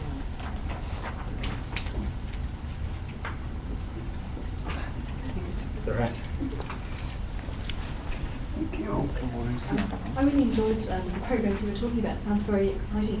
I'm really curious about what do you suggest happens when you have international students who come to Australia? That's a very good question. And how do you actually then contextualise the international experience for them and the issues of them wanting to learn about Australian, quote, culture? But my other question is, I often find this, that we're sort of lacking within our own Australian universities of very little knowledge of our own Indigenous peoples and their culture. And I wonder if Deakin has got some other aspects that fit into that for, say, those students, but even also for our local students. I mean, even for our own lecturers and so on, even understanding the range of languages, the range of Aboriginal communities that exist, the various lineages, etc. There's very, very little knowledge of that unless you're doing something through history, or even I'm thinking about, the visual aspect of how Aboriginal people have been portrayed and so on. Have you got any programs that are happening like that, or you're thinking about evolving them? Well, to address your first question, it is an interesting question about international students.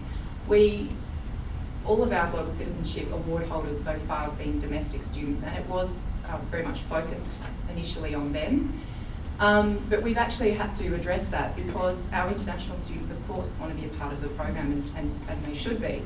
And they've already moved to Australia to study. So I would say so we would hold the value of a student studying abroad as the same as a student coming here to do a full degree. So they would already be placed with 60 points. So do they get, they get the points? Yeah, so they would get points, I see, towards the program as well. The second part of your question is really interesting. We don't really, we have programs like the Global, Global Experience program, where students do teaching practices in the Northern Territory.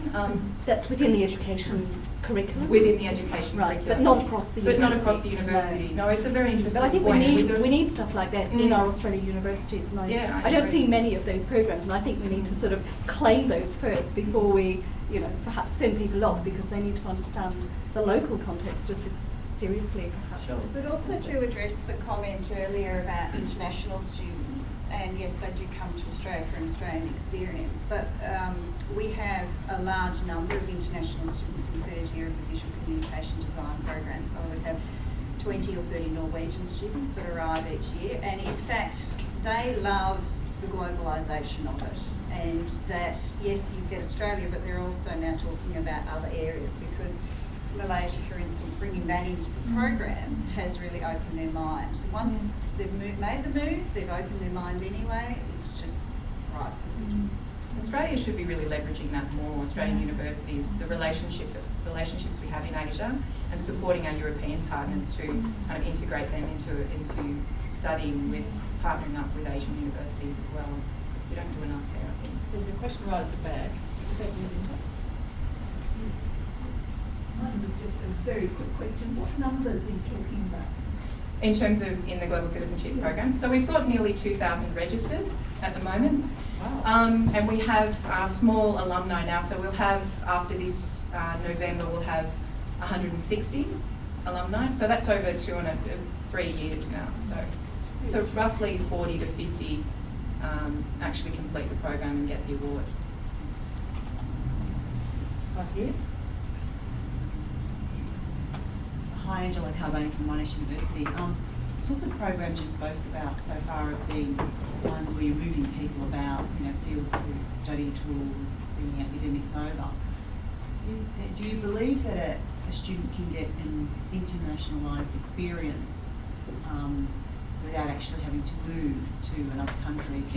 Have you got programs where you're sort of harnessing more the digital technologies to provide that experience? That's what the third stage of that program was. So the work we're bringing back from the Barrio community will run through the classes, and we will, using online facilities, deliver that back to them for feedback and correspondence, and then it will come back through the classes again. So it will be a negotiation and open moves. And is that, how long has that been going? Was that just something new that started this year? No, I have done it before. The issue is usually time, as in we've got a 12-week trimester, and often you take that long to produce the work to get to them, but it doesn't mean you can't feed on to the next group that comes through. So time you always have to allow for, especially in visual communication design. It's just one of those processes. When we do internships and we do work for non-for-profits, you have to really consider time. It doesn't run like a normal design studio space.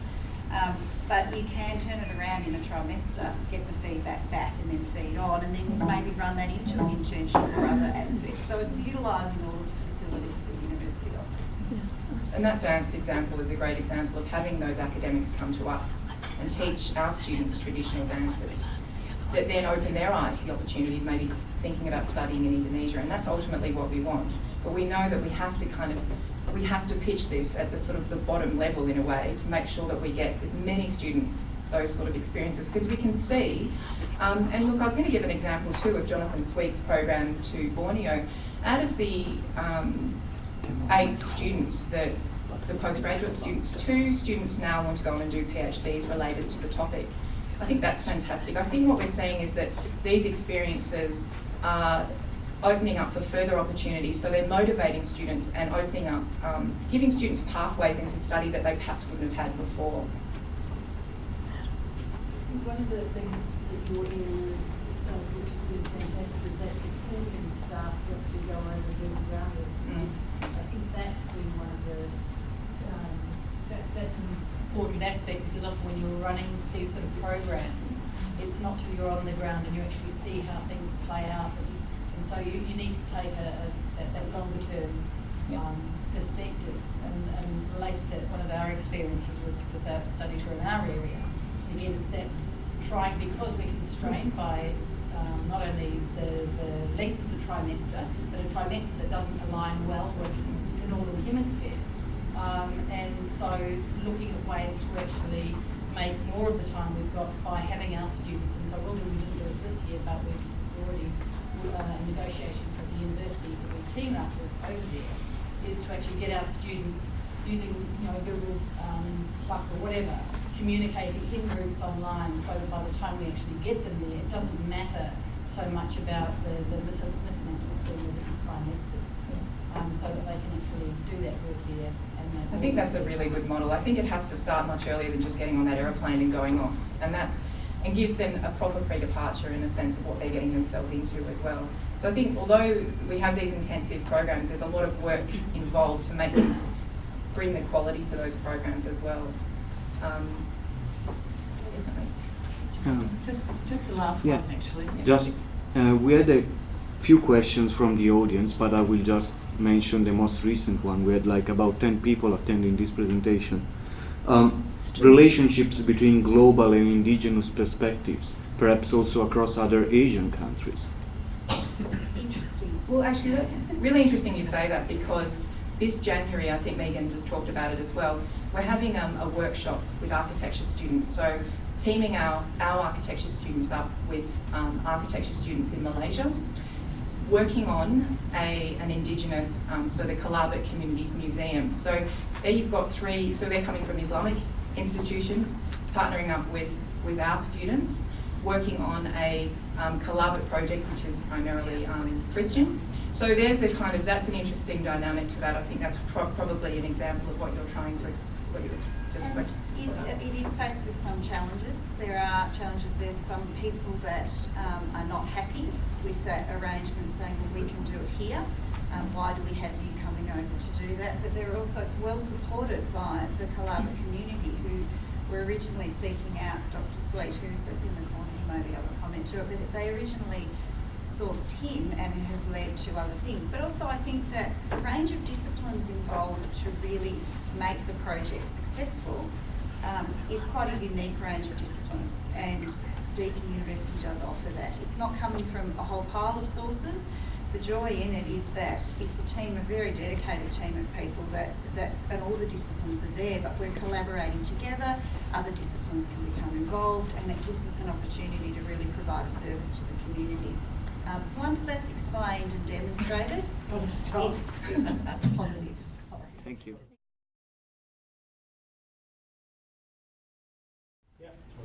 Okay, so I'm going to probably give a little bit of a different perspective to other speakers. I've been here since January as the Pro Vice Chancellor Learning and Teaching, and thinking very much about how Australia sits within the changing learning journey that all of our students are on. And that's, for me, very much thinking about the knowledge that our students have. Do we need to think about that differently? The skills that our students have, do we need to think about that differently? And the attributes that we want our students to have, and I think that really is very much applicable to what we're speaking about today. Do we think about those differently? And one thing for the students is, and the redirection in my view, is that students want to be much more in the preparation phase. They come to university to be prepared for the next step of their own journeys, whether that means in a particular career pathway or just that whole worldwide experience of moving on to the next stage. But they give us another challenge, and the challenge is to make sure that what we're offering them is invigorating, that it's a challenge for them, the appropriate challenge, that heaven forbid that it's enjoyable as well, but it's also personal, that there's a degree of personalisation that students have, and that probably hasn't been the case in the last number of years. So that's all put into the perspective, though, of thinking of a changing global community and the demands that that places upon all of our students and the way that we all act together. And the thing for me here is to think about everyone being much more interconnected than ever before. And that means that you can be the lone worker, but you're never in that lone region anymore. You're in a group, no matter where you are, and how you have to interact within that is quite a change in the way that we think about the delivery of our programs. So how do you put that global perspective into place? Well, Monash, like any other university in Australia and across the world, has put its generic attributes together, and one of those is to make our students responsible and effective global citizens, and that's by suggesting that they engage much more in the internationalised world, that they have this cross-culture competence, and Faye spoke about that, making sure that we understand other cultures understand us, and creating that network of communication between us, and demonstrate ethical values, and whether that is because you disagree with somebody, agreeing to disagree, or whatever it happens to be, thinking about those different attributes that are in there, But you may well say, and you'd be right in saying that they're probably the same for every university across the world, give or take some of the words that are in place there. So how do we then start to think about that in terms of the knowledge and the skills that we're going to give our students to make sure that they can interact into that space? And again, we came up with a number of other attributes, and these are the critical and creative scholars, to make sure our students think about innovative solutions to a number of problems that are going on worldwide. Being able to communicate effectively, that may be by written, oral, or other means of communication. How much do we focus in on that within our courses? And applying research skills. So we're able to give our students appropriate challenges and for them to step up to that challenge and to really start to communicate with one another and come up with those innovative solutions. Therefore, it's quite difficult to think about, well, how do you get the right approach to do any of that? It all sounds very nice. You have these great attributes that are there, but how are they practical? How are you going to bring them into what you're trying to deliver? Well, my big worry, and those from Monash University, I apologise because you've probably seen this bit many times before. I worry that we're very much didactic still in our approaches across universities and not interactive enough. That we're often disconnected and we don't appreciate the real world enough. That we're instructional and we're not into the art of discovery and allowing our students to push on the boundaries. And I'm not saying for one moment that any of those down there are dirty words. It's making sure that there is the correct balance and the right situation to be able to emphasise those different attributes in terms of the learning journey that we want to put our students on. And obviously with that changing environment that we have, the explosion in various technologies, that gives us opportunities to look at that in a different way and to be able to perhaps move into the blended approaches and to the way that we think about our delivery to our students. But we do have to recognise diversity within there. And my worry is that we often come up with a model and we expect everyone to fit into that one model, and that's the right approach no matter what subject area that we're looking at.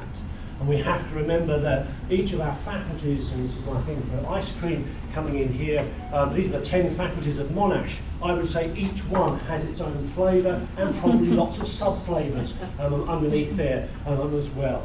I would not want, as the Pro Vice-Chancellor of Learning and Teaching, to dictate what those faculties are wanting to do. I want to give them the framework and umbrella of ideas that they can push their own flavour fully for their students to the next stage of whatever delivery mechanism that we have. And therefore one size doesn't fit all, but the important, really important thing is putting things into context for those particular students and for them understanding the relevance. So if you're picking a global issue that is important in your eyes, putting it into context, it's making sure it's relevant. And if you're bringing students from different disciplines together, you've got to still think about the context and the relevance, whether it's the knowledge, the skills, or the attributes that are coming into place.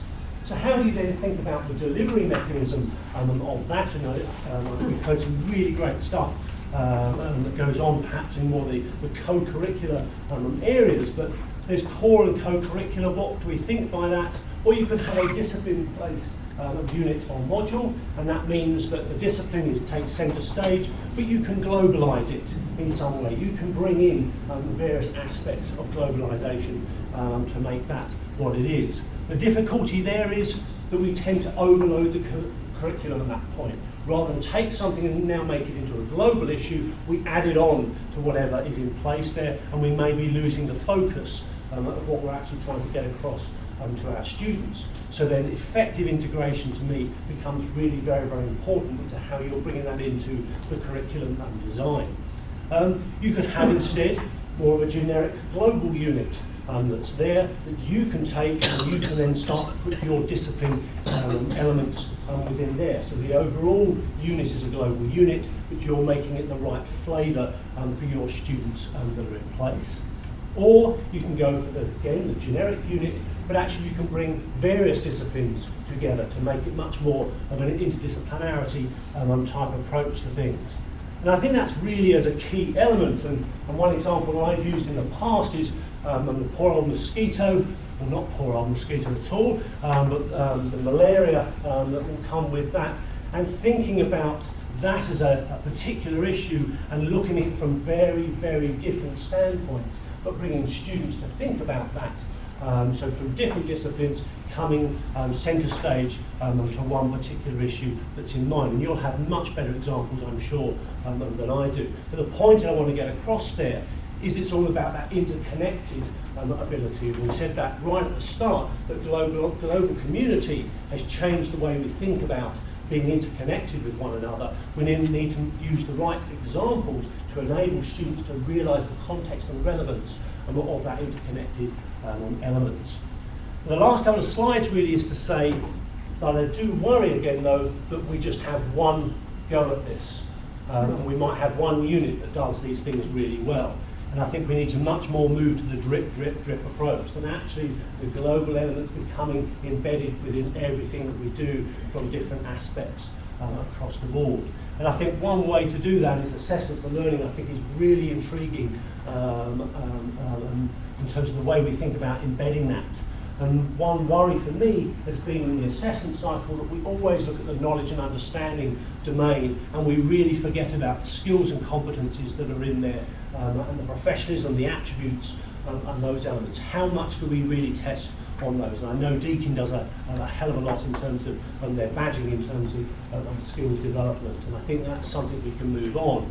But the element to me that really becomes alive, and I put this in really selfishly because I'm really quite big on formative assessment and creating formative assessment for my students, and as assessment as learning I think really takes the concept of formative assessment forward in terms of fostering self-directed learning but in an interconnected way, that it very much is a student-centred approach that they can really push forward on their own learning, enabling them to identify those gaps, to make sure that they're recognising what level is appropriate for them and the feedback mechanism there that really is the driver for learning.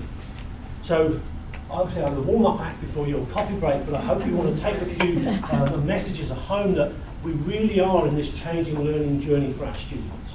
We really have to recognise that, but we have to recognise that in a global context more than ever before. And I think this is great to have a symposium like this that enables us to focus in on that. But it's our responsibility to prepare our students appropriately to be able to engage in that global community appropriately. Thanks very much.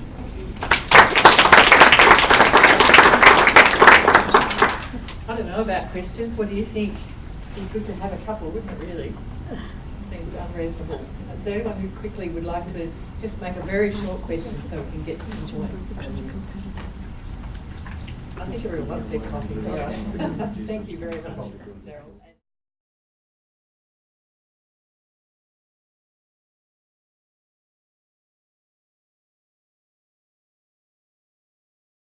Feedback, discussion, issues, shared interests. So we'll start this way. So, all right, one of the questions from the audience for everybody to answer if they can. Critically aware liberational pedagogies seem absent from undergraduate degrees. How can they be started? Sure. And if you could repeat the first question. The first question relates to the possibility for having interconnectedness, multiplexity, and global students as such. Go ahead. So I think the audience relates to how university can be interconnected and create this figure of a global students, increasingly able to transcend these political boundaries and geographical boundaries with this world citizen mindset. Okay, well, we start people who may wish to report back. I'm using the language of outcomes, but it's almost unavoidable. Any comment that has emerged from the tables? Don't make me ask somebody. Oh, Robert, I know you'll do me the favour. even a comment on the day's proceedings thus far would be welcome as a prelude to more discussion at lunch. Well, Matthew, you're very naughty because I'm the most over-invested in the room about this topic. I feel really embarrassed because I have been concerned with global citizenship for a while and also assessment as learning for a while. Folded the two together in a program about, it's got a very shameless title, Monash Orientation for Higher Objectives, so MOHO. MOHO, you know, with its pretensions to urban chic, somewhat at variance with the geographical reality of Monash. So it's only logical that we would export ourselves to the virtual world where we don't have to endure our architectures. So we think of global issues as ecological primarily, social justice and well-being, and alongside all of that is leadership. So if you have any instincts or ideas about how to reform the world, how would you go about gaining a platform for yourself? So this program is taught, it's a 0 credit point leadership program, is taught entirely by assessment. So the way we go about it is we've got this technique called conversation sim.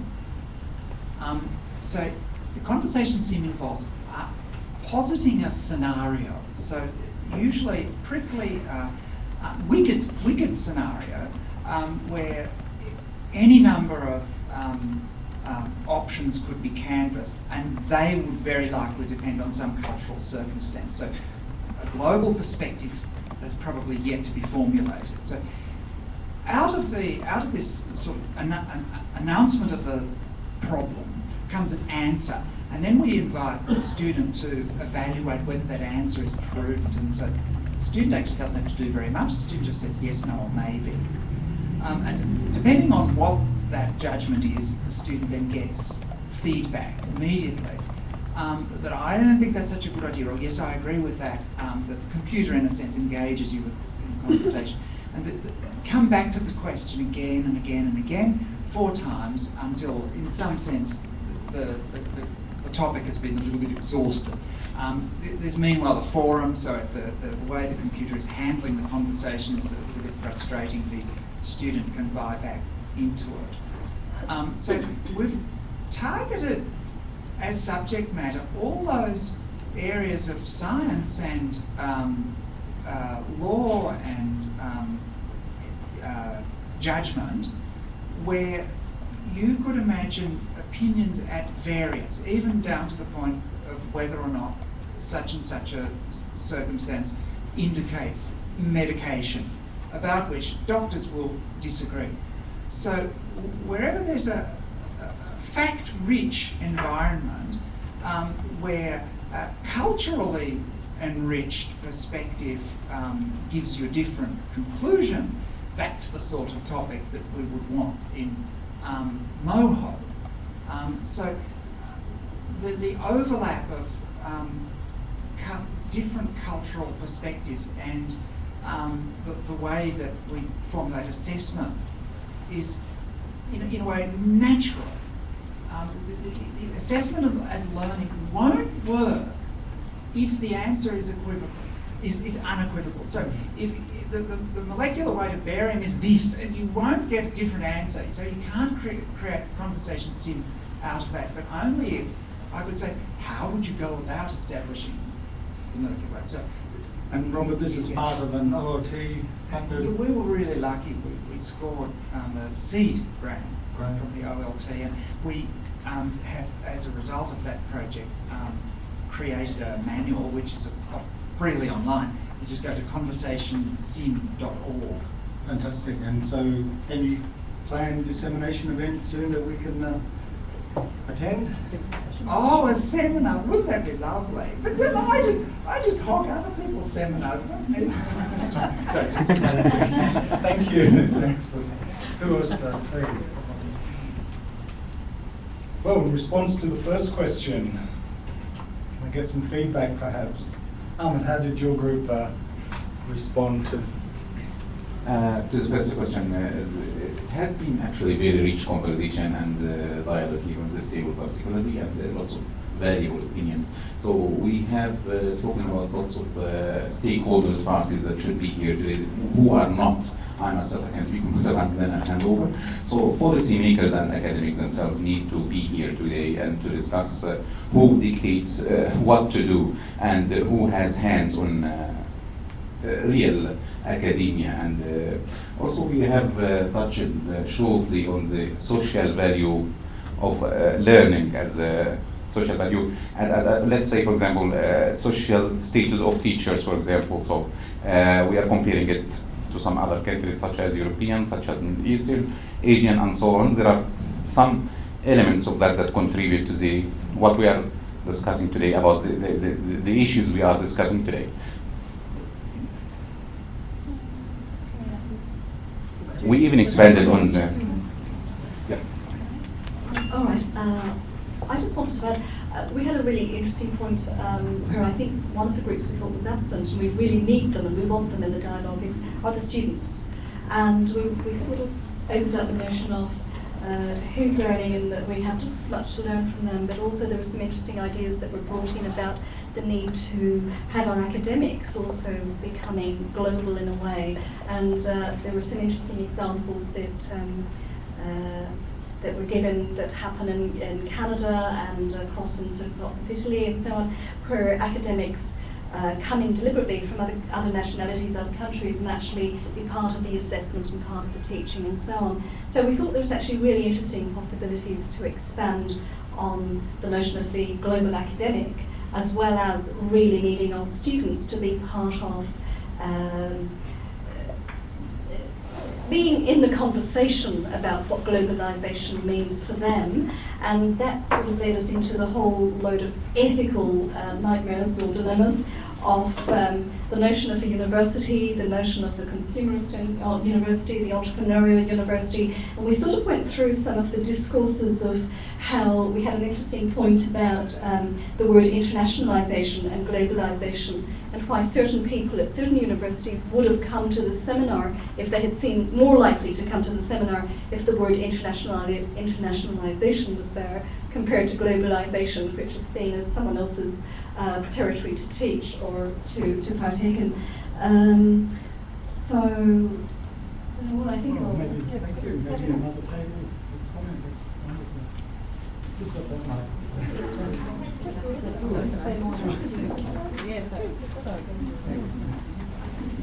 We also had obviously lots of interesting conversation, more problems than answers, which I suspect is common across the room. Well, one of the things that we talked about but didn't get very far about, and I would be interested to see if maybe other tables talked about these or have any ideas, is we had lots of great ideas about how you could do very grand assessments, you know, for capstones across the university, and have these big problem solving, you know, simulations and so on. But in the interim, which seems, you know, to be perhaps quite some time, we were, I guess, struggling for ideas about how you would assess, you know, next semester, how am I going to assess my intercultural communication students, for example.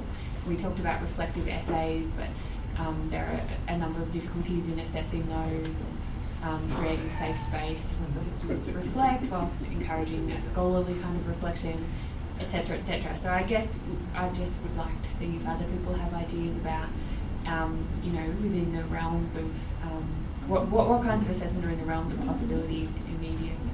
Or anyone who's actually doing it at the moment successfully. If they're doing it successfully,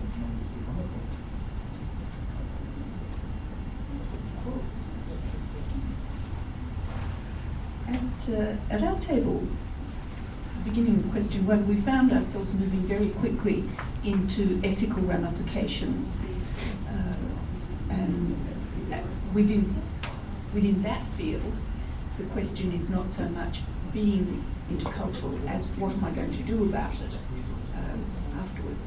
And we didn't get terribly far there. It's more a perspective to be resolved. But another aspect of the whole thinking about ethics in our educational objectives is that often there are professional or organisational codes of ethics, often international ones, which come up and have their strengths and weaknesses and are frameworks in which to develop both learning and assessment. Ian mentioned a story which he may be speaking about later. Do you want to?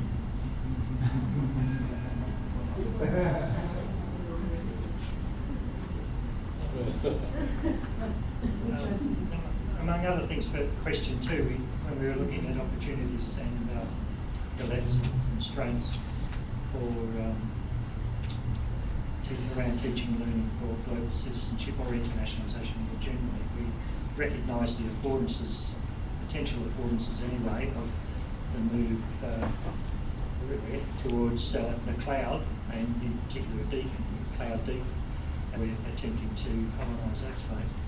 That brings a lot of opportunities for any internationalisation activity, I guess, because of the opportunities, greater opportunities for connectedness and networking, contacts of various kinds. Indeed, all the activities that are mentioned in the Global Citizenship program. On the other hand, and this is, I guess, the point we're talking about, it's not that easy, because it's not just that easy, because there is still at university, in higher education, that abiding tension between internationalisation being seen as serving commercial interests vis-a-vis serving academic interests, and most of our discussion today has been preoccupied with an academic interest perspective on internationalisation and therefore programs around global citizenship.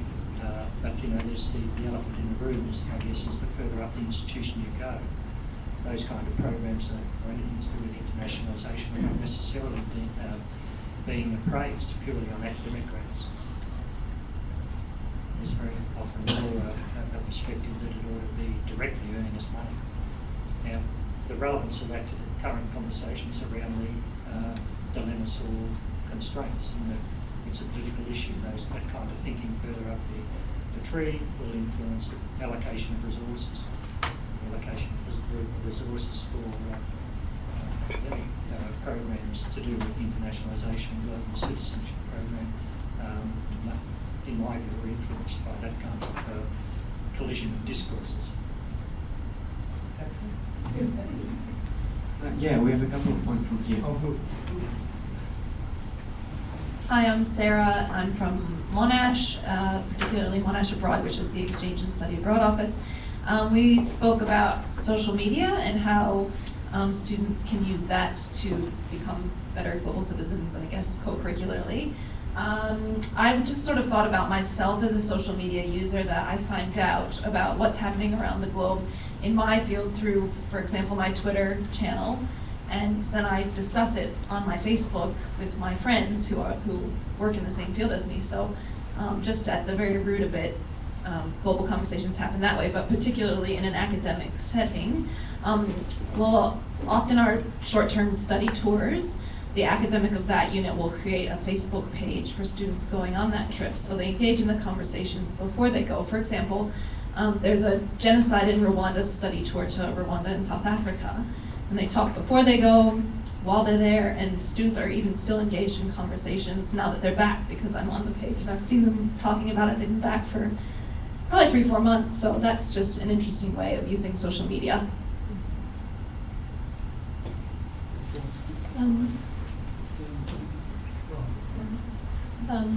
I just want to say, look, there's been a rich diversity of questions and issues arising throughout this discussion as I walked around, but throughout the day as well. And as we said, I think this particular opportunity is here for us to put those questions on the table, to find out what we all are wondering about together, but what we are also wondering about in our unique spaces as we teach or learn or, influence different areas of higher education. One of the questions that Ian had asked earlier is, did we mean framing assessment as learning for global citizenship or assessment of learning for global citizenship? And I said it's open, whichever way you wish to approach it, but I think those are all critical questions. We need to look at it as broadly and from as many dimensions as possible. The other thing I wanted to point to is that when we talk about authentic assessment, and I think we're all in agreement, yes, it has to be real world, or yes, that's the notion. And on the table, I did leave some pages there with examples from Wiggins and McTeague and from Reigelman and others about some examples of what they considered authentic assessment. So those are across math, mathematics, science, health. And what they really do is they go beyond just being real world. They go to the point where the learners would have to make some kind of ethical decision, or they'd have to take some form of action. What would that action be? And some of it relates to what was just said at the table there about how students go to a foreign context. They learn about communities, really the communities who have no natural resources, and they come back still feeling very much part of those communities, because for the first time, moving from what is a first world, developed world context to an unknown, they have realized that water or food or whatever is an issue, whereas it's in abundance. So those are some of the things you might want to look at in those examples. You can, you'd obviously make them more discipline specific, but those examples may raise further questions for you. The other thing is, in the questions that Alberto got through the web streaming was about, there was one there about the critical awareness and liberation pedagogy, like it seems absent from our discussion.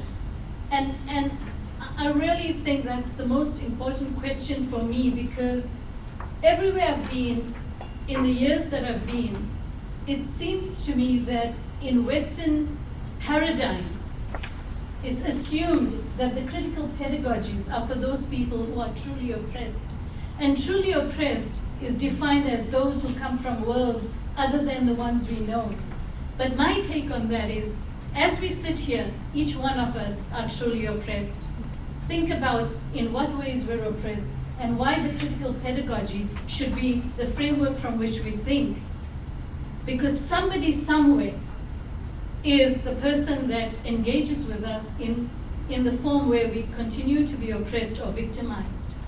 And it could be in a learning and teaching context, it could be gender, it could be race, it could be a number of things. The list is endless.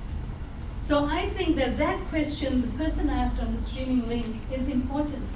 We need to be aware of the critical pedagogies and to use education to liberate our minds and to move forward. And if we can take our curriculum, whichever way we want that curriculum and the learning design to be, that is something we might want to embed. And finally, all I want to say is that, as we sit here and as we go away today, some of us might say, okay, so what is it that I got out of this for me, for my program, my discipline, my institution? The question should really be framed about, how can we as a course or a program or an institution imbibe what we're talking about in terms of learning for global citizenship? And how can we embed it across, the flow that Geoff was talking about, I think is important. Thank you.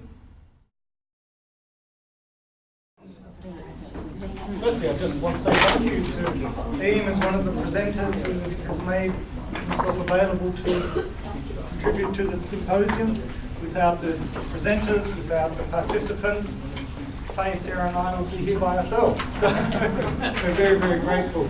Ian and I met in KL, I think, at a symposium, New Trajectories on Internationalisation, and I remember then we had a very good debate about the meaning of internationalisation. I think the comments earlier reflected that's still quite a strong theme in your work. So I'd just like you to welcome him. Thank you. Thanks, Matthew and Sarah and colleagues, and thanks for the opportunity to be here. And that's another indication of the globalised world we're in, Matthew, that you're from Monash, I'm from Geelong, Deakin and we meet in KL. So on a discussion around internationalisation, so how appropriate. My name's Ian Rowbottom. I'm the Associate Dean International in the Faculty of Arts and Education at Deakin. It's my role.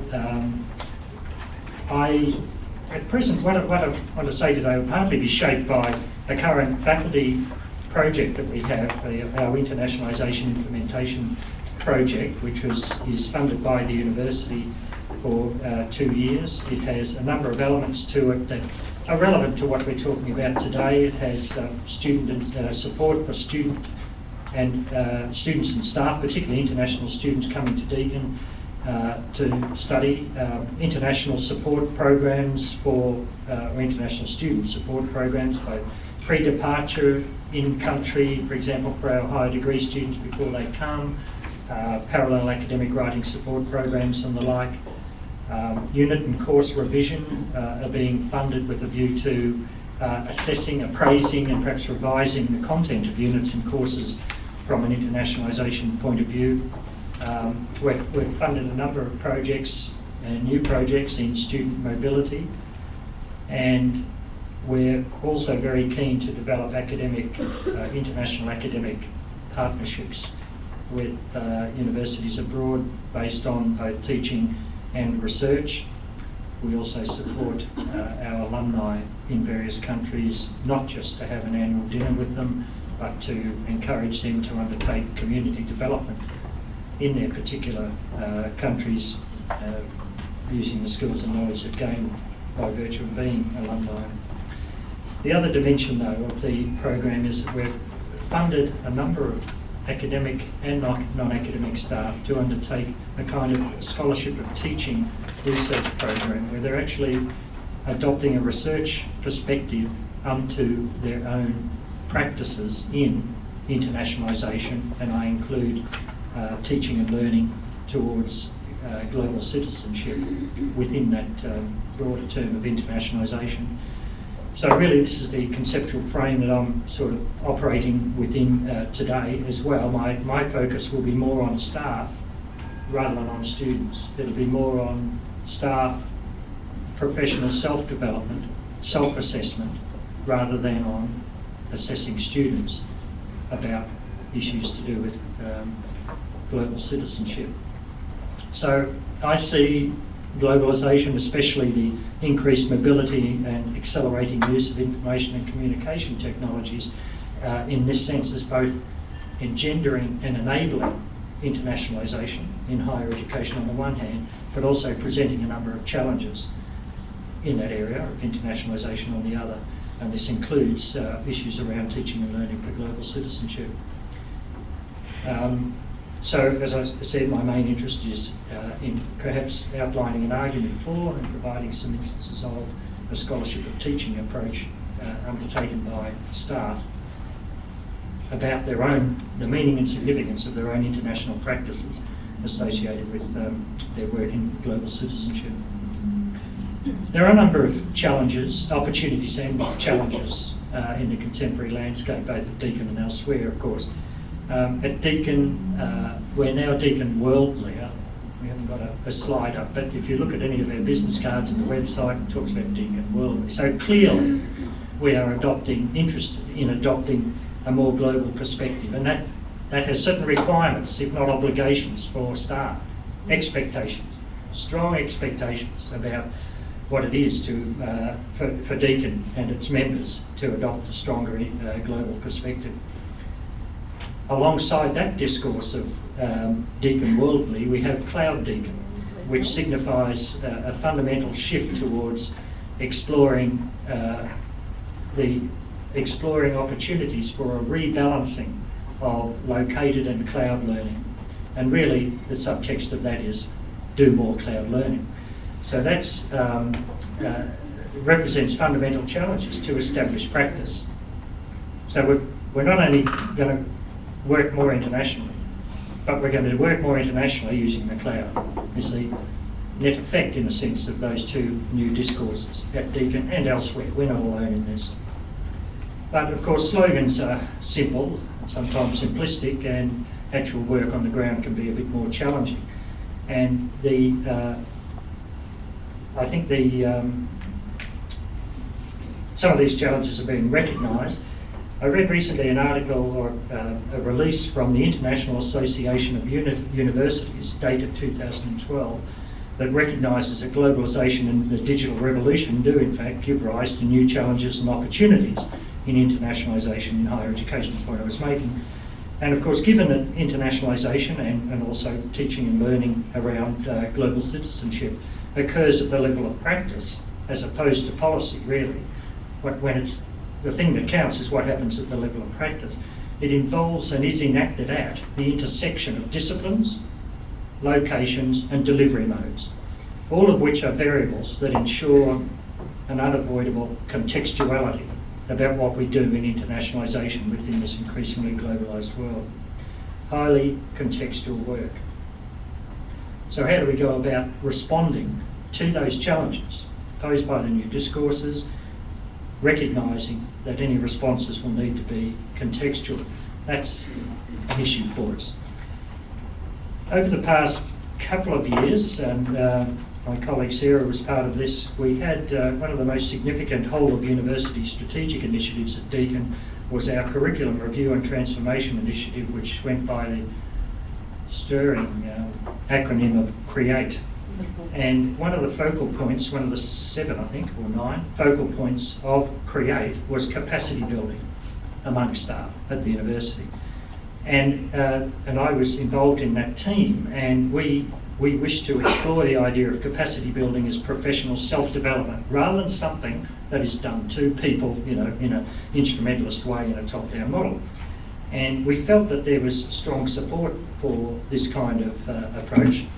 And we referred to a recent report by Scott et al. 2008 on academic leadership development. And they made the point very strongly that capacity building in higher education ought to involve support for localised communities of practice to undertake work that is flexible, responsive, active, problem-based, role-specific, practice-based and peer-supported.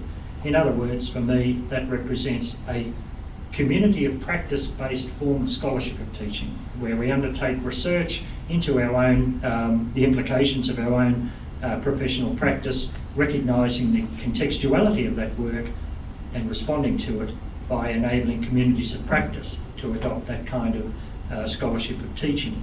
So when we came in our new international implementation plan in the faculty to support staff, we adopted a scholarship of teaching approach as part of it.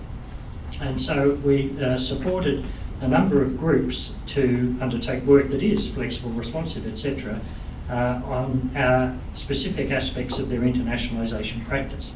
Now the connection I'm making here is that, for me, is a form of assessment towards enhancement of teaching and learning around global citizenship, because we those kind of self-improvements ought to be evidence-based, so it's a form of assessment, and it's certainly to do with global citizenship and other aspects of internationalisation, but it's not directly to do with students, which we covered quite extensively in the earlier part of today's discussions. How am I going? Have I got 5 minutes? Oh, yes. Yeah. So what I want to do now is just present to you 2 instances of that kind of work that's happening, funded by the university and framed by that kind of perspective on globalisation, internationalisation, the set of challenges that come from that, and the fact that the modus operandi, how we ought to respond, should recognise the contextuality of such work, and should also recognise that for academics, perhaps in particular, but certainly academics, professional development seems to work best when it's professional self-development through the adoption of a evidence-based scholarship of teaching approach. The first example relates to an effort by the faculty to establish a transnational education program in China. The university, the faculty has an arrangement with an established university in Western China that entails the teaching of certain Deakin Masters units in country. So it's a case of transnational education. We go over there and present teaching intensives, They also work a bit online, and then those students come to Deakin to complete the balance of the requirements for that postgraduate award at Deakin. Now, in addition to that central teaching element of that academic partnership, there is opportunities for student and staff exchange, and that's happening. Our Global Experience program, where our students go to that part of China, do a teaching practicum in schools associated with our partner institution with their assistance. Collaborative research I mentioned as well. So we funded, one of our staff put her hands up, Dr. Louise Matthews, and she is now, just today, returning from China, having undertaken about 10 days of research with our academic colleagues, looking at such questions as the nature of the work experiences of the transnational academic, how can we strengthen existing partnerships through collaborative research work, what is the impact of the faculty's international practicum experience on students' identities, does it disrupt their teaching practice, their curriculum knowledge and place-based knowledge and so on. How does it, and in what sense does it expand? How and in what sense does it lead to enhanced recognition and respect for cultural identity and an improved, enhanced understanding of intercultural awareness? So, and there are a number of outcomes of this. In each case where we funded a scholarship of teaching project, the requirements are that it needs to be characterised, it needs to be to do with internationalisation, it needs to have an element of exploring cloud learning, implications of cloud learning for established practice, and it also must have a commitment to scholarship, that there will be a contribution to the individual, to the university and to the field through some form of, through proper forums at the end, published work among them. The second example is, relates to some of the work we were discussing earlier to do with global citizenship, and that is short-term international professional experiences. And Deakin, like other institutions, is very active in this. We have study tours, we have in-country language programs, we have teaching practica, the global experience program, and we have internships. Now these happen and they go on. So it's a form of practice towards teaching and learning practice in global citizenship. So what we're trying to encourage, and we've funded and supported the staff involved in that, to adopt a research perspective unto that practice, the scholarship of teaching approach, which, if you like, in the context of the language of today, a form of assessment or self-assessment by staff of the meaning and significance of their work. So in this case, the staff, led by Dr. Cassandra Atherton, adopting a research perspective on teaching, student experiences in study tours and short-term international mobility.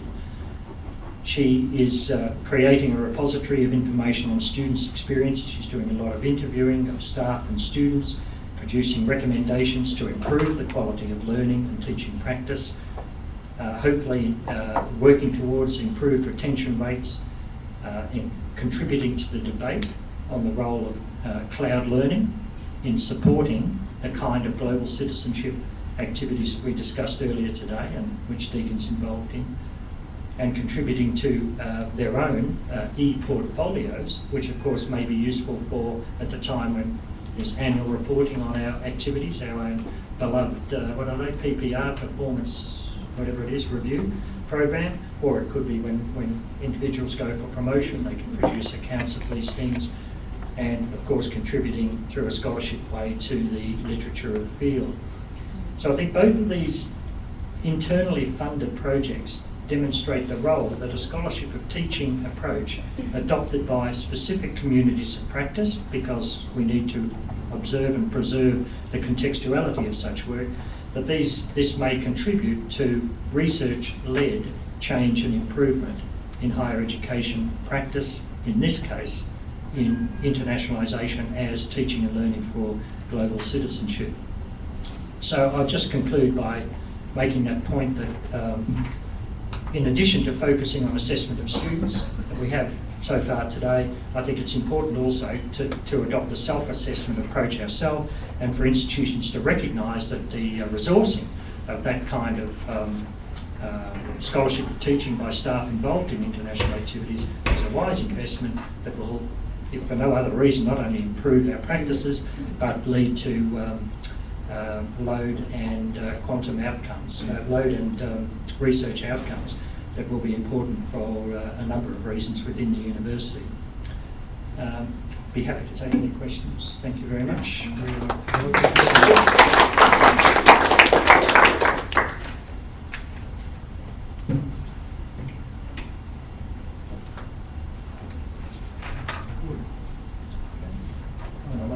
Invite any questions or comments on this presentation. Actually, the cloud had a question. The question was more or less about, based on the outcome that we want to achieve, whose interests are being served by processes of teaching and learning?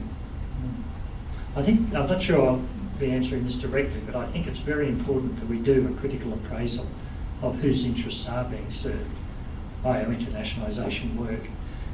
As we discussed earlier at our table, we can discern a strong debate in higher education, and we can observe practices and structures in particular institutions where it's clear that in internationalisation work there are two different sets of interests at play. And one is an interest, the commercial interest in seeing internationalisation work as fundraising, financial raising for the university.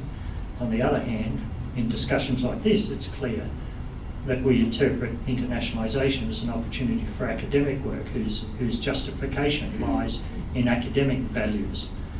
And there's another report that was, the report from the International Association of Universities I referred to earlier is actually entitled Affirming Academic Values in Internationalisation of Higher Education. It's an attempt to reassert academic values in internationalisation so that the kind of considerations in determining what we do are mainly the kind of academic considerations that have received an airing today, not only the interest that says, well, you know, more that is served by the view that if we have more international students, the universities will travel better financially.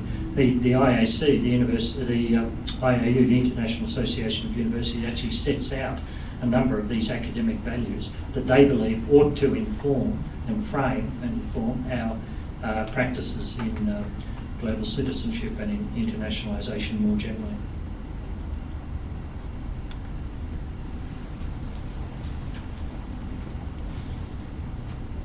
Thank you. I was just interested in your example from the TNE situation in China, and I wonder whether the data are in to show whether or not there have been any changes in either the curriculum or the pedagogy in relation to teaching a unit or a program offshore like that. Look, I think there's so much to learn about this and about the opportunities that international academic partnerships generally afford for enhancing our recognition and respect for cultural identity and so on.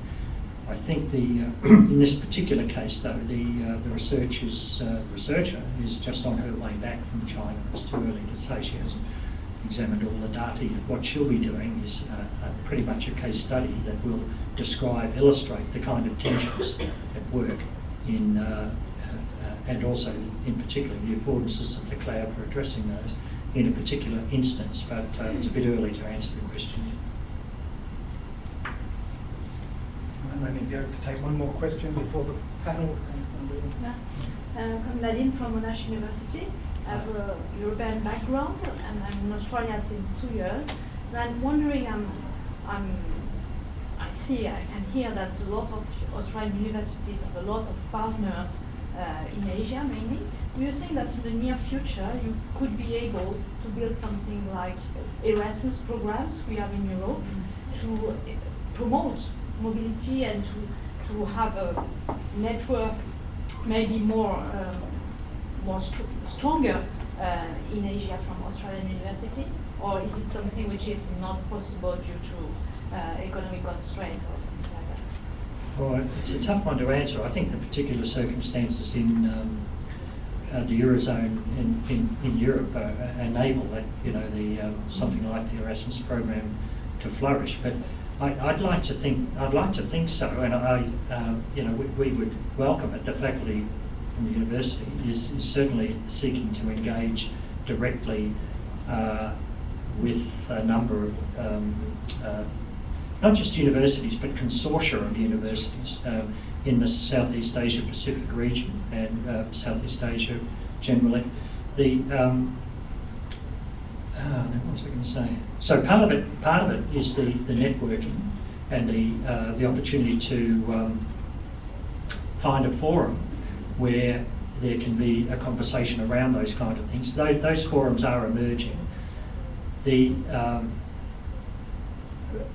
I guess that's about all I can say. We have an interest in it.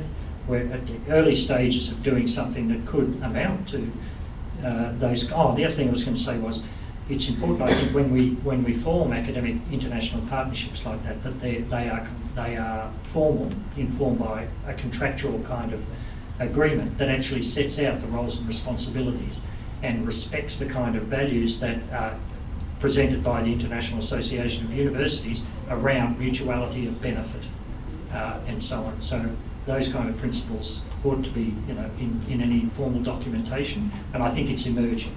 A bit early yet again, but I think that it's certainly, I agree, it's in our interest to do that.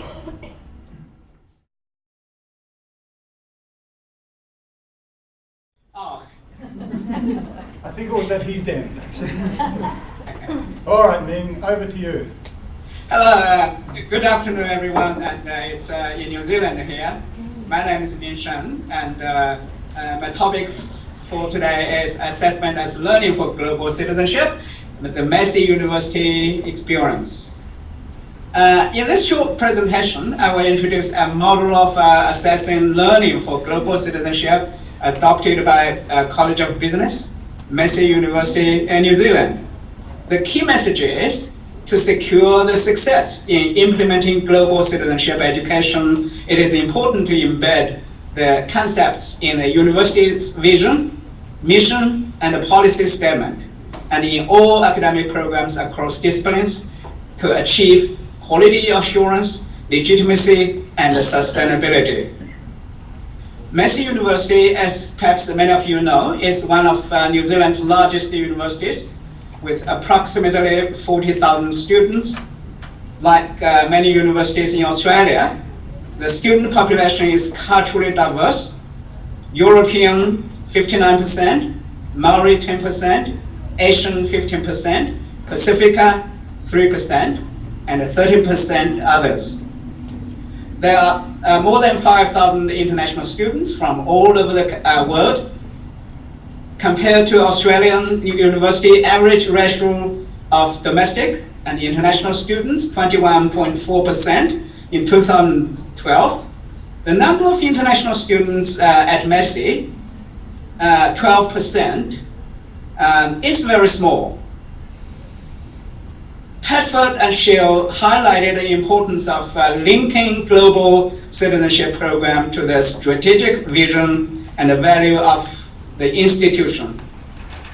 They pointed out that the mission of university is to embrace and integrate three essential aspects of globalization. One, embedding global perspectives in the curriculum.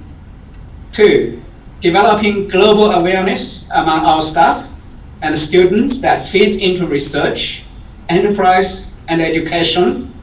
Three, offer students an international program, international curriculum and opportunities for cross-cultural learning and in international environment, befitting for a context of global employability. Broadbent and Woodman pointed out that to educate global citizens, the role of a university should be seen as challenging, inspiring, supporting students to grow as individuals and to be responsible citizens and leaders in a complex world. promoting social justice in a variety of ways, promoting equality, diversity, mutual respect and understanding, facilitating exposure to different social and cultural traditions, preparing our students to be leaders and responsible citizens, as well as taking up successful career in a global economy. They insisted that global citizenship education should be embedded in the usual working of university through policy and programs.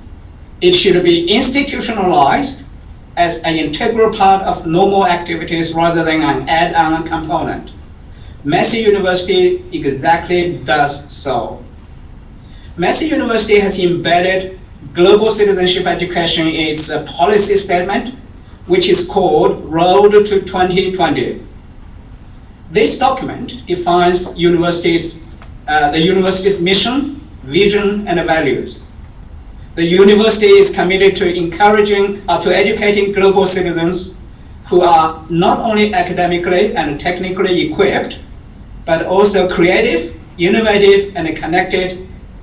The students are expected to be trained to engage in new and diverse activities that are advancing New Zealand's contribution to the big issues of the age: sustainable resource use, citizenship in a digital world, community resilience in times of natural and induced environmental challenges, global economic issues, health and well-being and food security, and help facilitate taking New Zealand's expertise to address challenges in other parts of the world.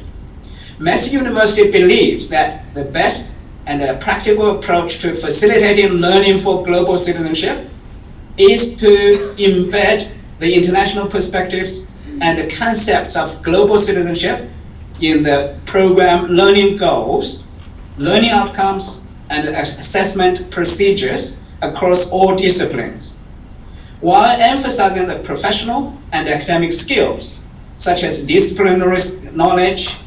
The university also stresses the importance of other associated skills that will empower graduates to effectively operate in the global market as global citizens. Skills including oral communication, written communication, critical thinking, knowledge of ethics, understanding of business environment, sustainable development, social justice, and global perspectives. These are key elements espoused by many researchers and scholars to educate global citizens. Massey University's College of Business receives accreditation from many international accrediting bodies, such as AACSB International, which is the Association to Advance Collegiate School of Business. The accreditation represents the highest standards of achievement for business schools worldwide. All the courses offered in the college are fully compliant with AACSB requirements and expectations. In other words, international perspectives and concepts of global citizenship education have become a compulsory component of learning and assessment. The programs offered at the college are expected to meet the needs of both domestic and international students. The accrediting bodies regulate and monitor the quality of the programs. These programs are built on the traditional strength of the university, cater for the national priorities, and at the same time meet the international standards.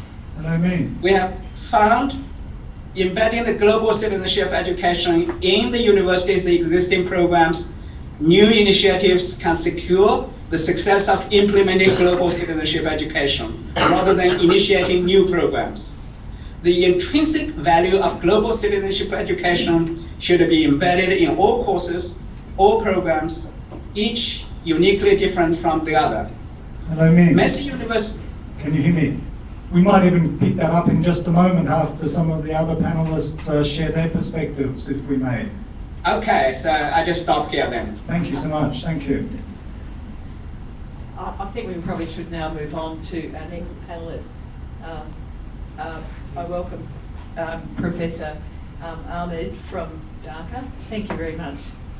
Thank you very much, the Deakin University and Monash University, and especially thanks to all of you present here, that you have given me the opportunity to share my understanding, what I understand by global citizenship. Actually, this is a political concept, and it is a new wave of colonialization, because if we adopt this as an objective of education, then how it is going to affect the people with the language. Say for example, if we want to introduce or if we want to implement this global citizenship concept in our everyday life, because we are incorporating in our education system.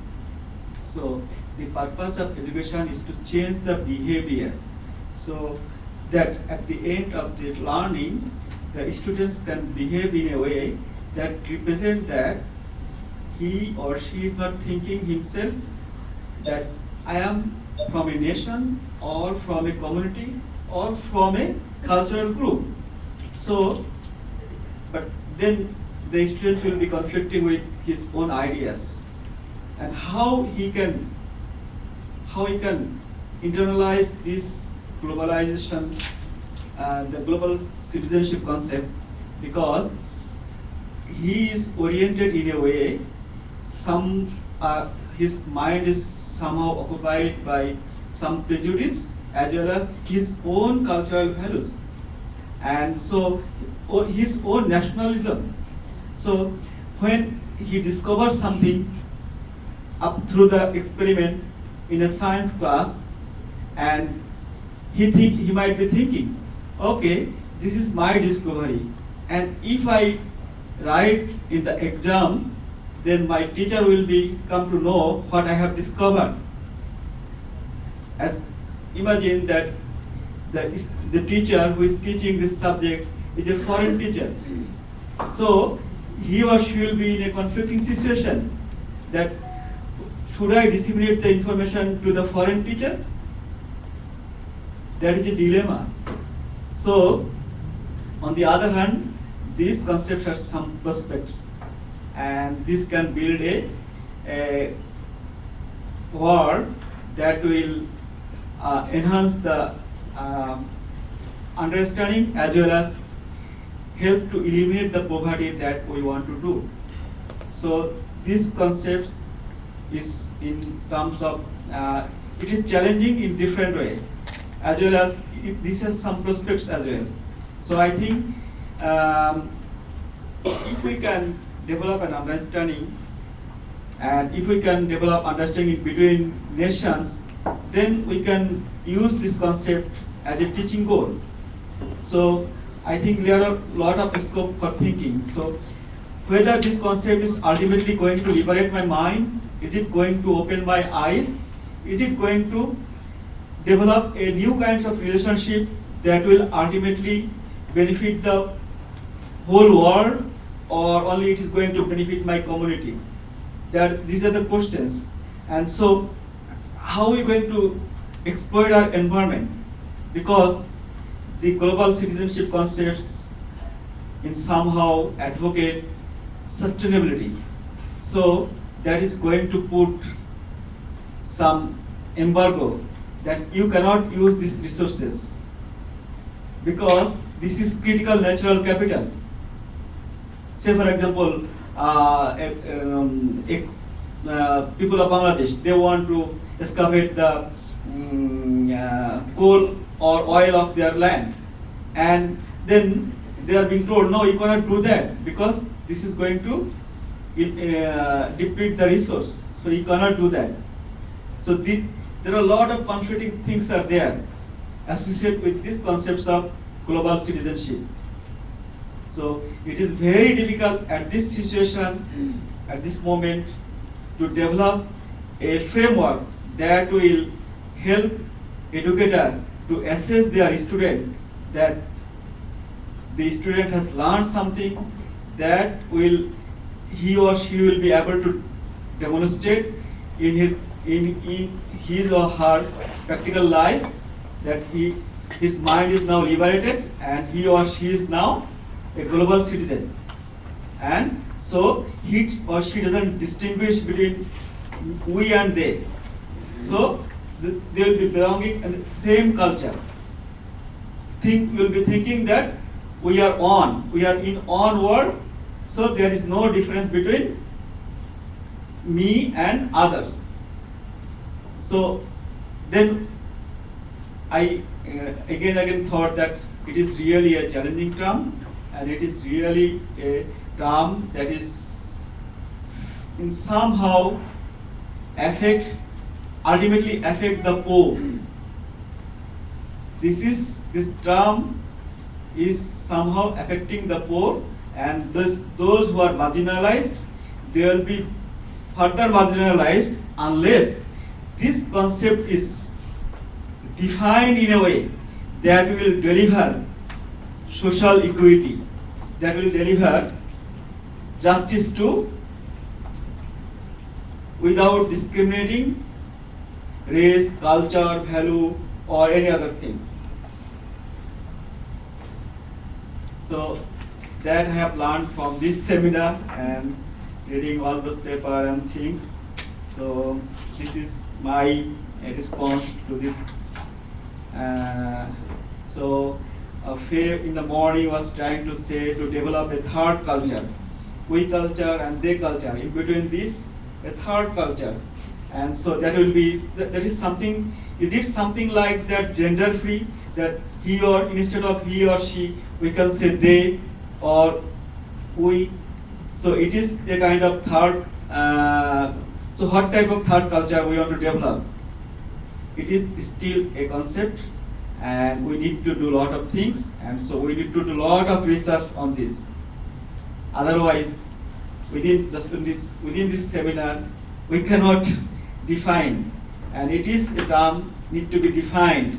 Still, it is acquiring new meaning, and so it is a. If we want to find a definition of global citizenship, then we need to do a lot of research. Thank you. Thank you. Thank you. So can I just say we're feeling a little bit unloved over here? Oh. Yeah, presenters could just look over now and again, make us feel part of it. They've got all the light over there as well. Is there anyone in the room who'd like to make a quick comment in response? Please, to our last presenter.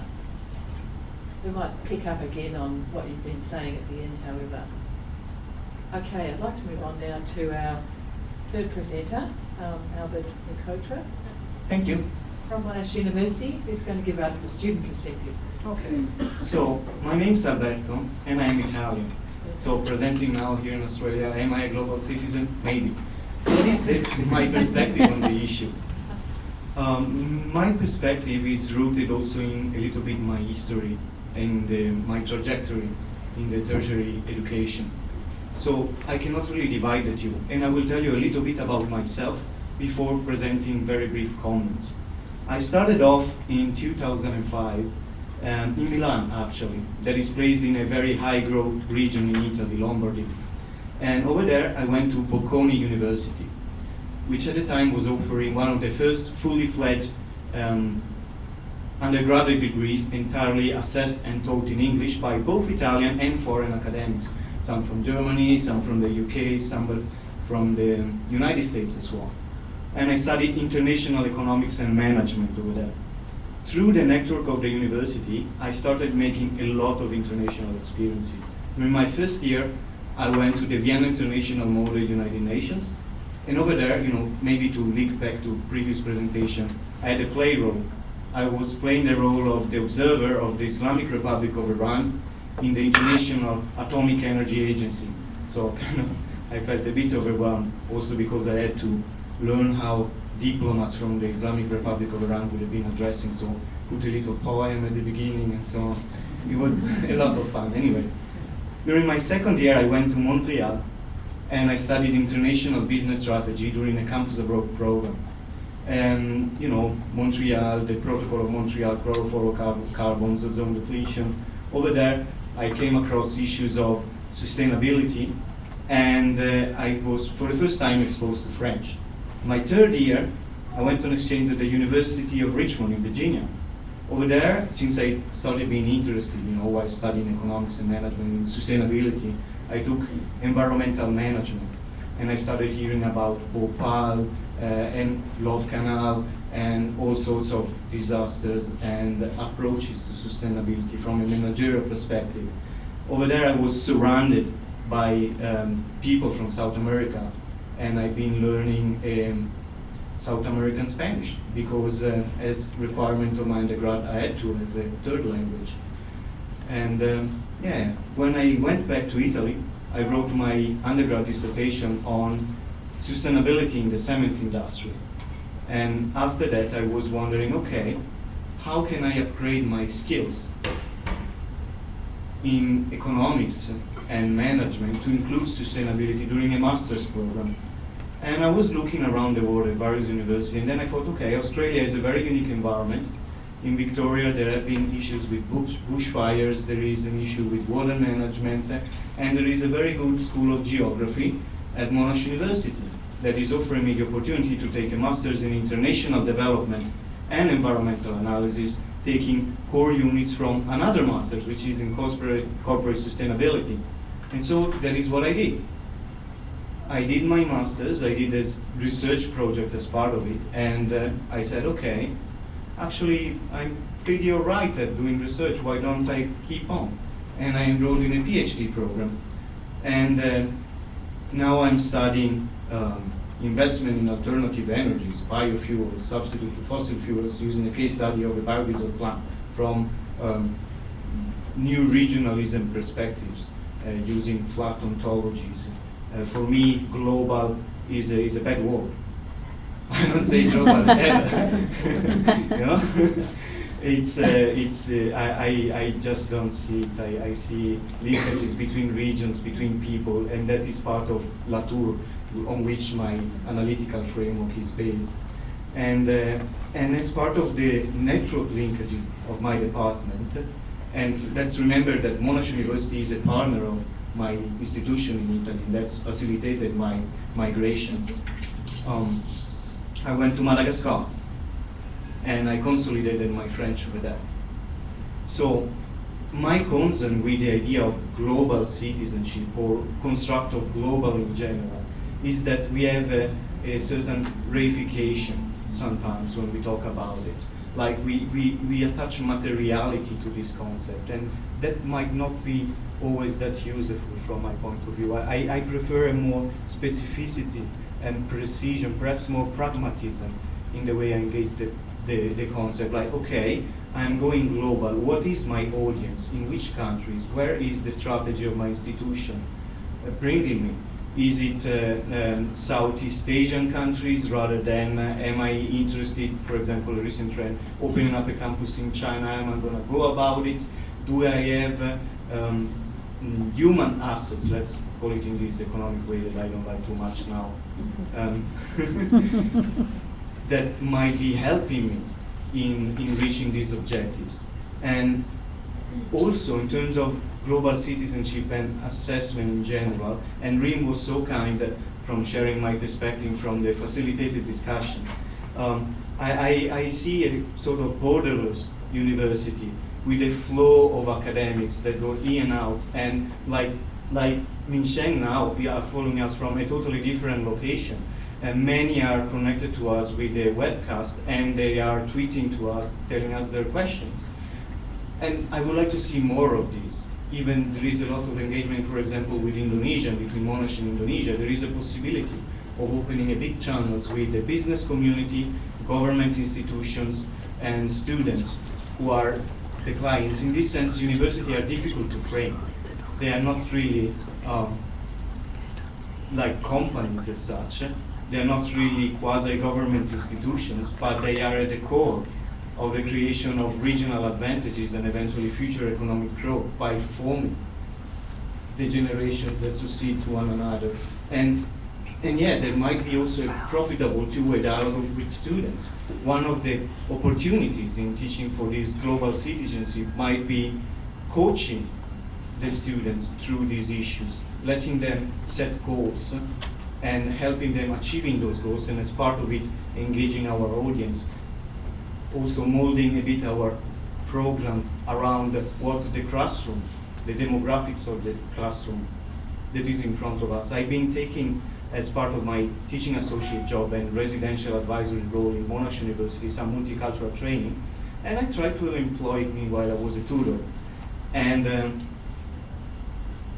yeah, it was nice because I could, differently from a lecturer that might be very busy. Supervisors are very busy, especially now that I'm a PhD, I know that. I had the time to dedicate to these students, and it was nice how sometimes, especially for students that maybe struggle a bit with English, you know, and struggle also at the beginning of the course, there was this two-way dialogue in which the person struggled to tell me what he or she wanted, and I was telling him what were the objective of the course. And slowly we had a trajectory of improvement to the extent that then the person said, you know, I'm looking forward to have a small exchange program. Can you help me out with a small reference? I said, I'm going to do that. I'm going to speak with the lecturer and we're going to make it happen. And then these people come back and they are so happy about it, and they English improved eventually. And they're taking jobs already in Australia. So that is just a little bit. Let's talk about it later. Oh, I'm happy like this. Oh, okay, good. Do you want to report on the Twitter feed or any questions coming in? At the moment, it's a bit static. Yes, that's okay. I'm sure they're just enraptured with the presentations and looking forward to the next one, indeed. Okay, well, it's my pleasure to introduce our last speaker, Brenda Cherednichenko, who's Pro-Vice Chancellor of the Faculty of Arts and Education, who's going to reflect on the bits of the conference she's heard and close the proceedings. Okay, I wanted to add a little bit to the conversation. So thank you, Alberto and Professor, and Mr. Lee, Professor Lee. I'm sorry I wasn't here for the whole meeting, and of course to Ian, but I have the privilege of working with Ian and sharing his views quite strongly and understanding them. I would like to bring all of these discussions back to the question of assessment. And I suppose this is one of my favourite hobby horses, assessment, so I can't help but add a bit to the, in case you haven't thought about it, I'm sure you have. For me, assessment is how do I demonstrate I've learned something. So assessment is the demonstration of the learning that's gone on because I've been engaged in the course or the program or watched a movie or whatever it is. You know, that's really the central curriculum question for me. And if we're thinking about global citizenship, and your story, Alberto, is humbling and mind-blowing and terrifying at the same time. But the question I had in my head, my burning in my mind as you three of you were speaking, was what does this mean for every single student in every one of our universities? So we have many, tens and tens of thousands between us, because I know there's at least 3 universities here, maybe more, because I recognise my face. When I put my glasses on, I haven't seen for a while. So we've got tens of thousands of students we want to graduate as global citizens.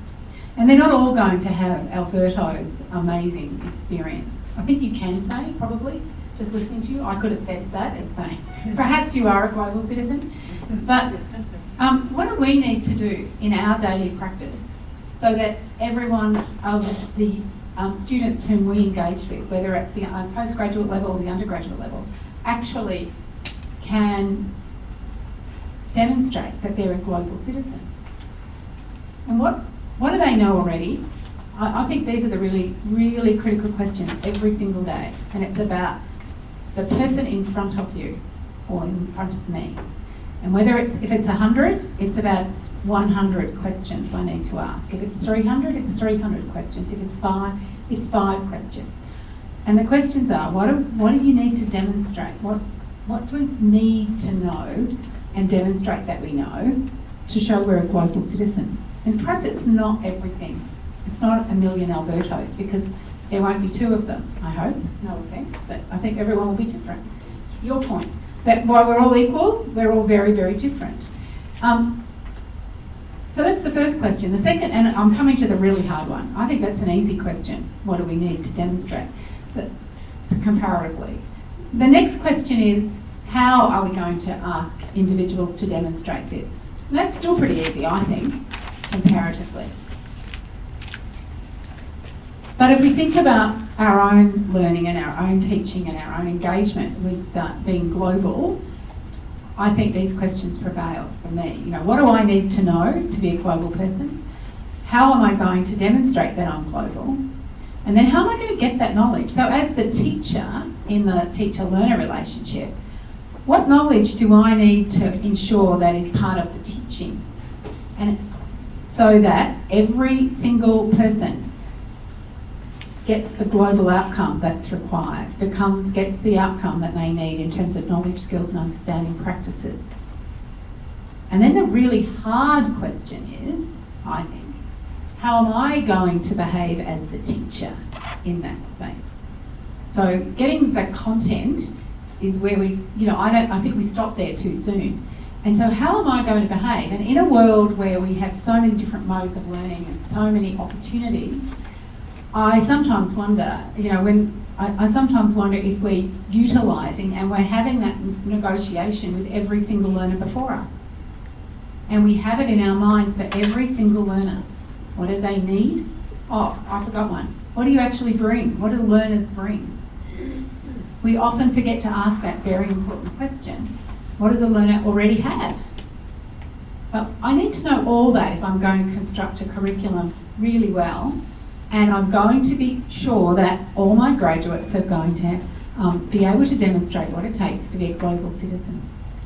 And they're not all going to have the kinds of experiences that Alberto has, or that everyone's experience in this room is going to be quite different. And some of us will have had, you know, I might have travelled, doesn't mean I'm a global citizen. So how do we make sure everyone gets access to the sorts of things that they need to get the learning outcome that we're setting? I'd like to take us back for 1 minute too, to each of our universities, wherever we're located, in New Zealand or wherever, probably have very similar acts under which we are instituted. So at Deakin, our act is about serving the regions. And it's very locally focused. We're a university established to serve a community. So where does internationalisation fit in? I think Ian raised some terrific questions. Christopher Pyne, for those of you who aren't Australian universities, is our new Minister for Everything in Education. And he came this morning in the Fin Review, he advised that he's decided that probably the answer to development in universities lies in growing international load. This is news.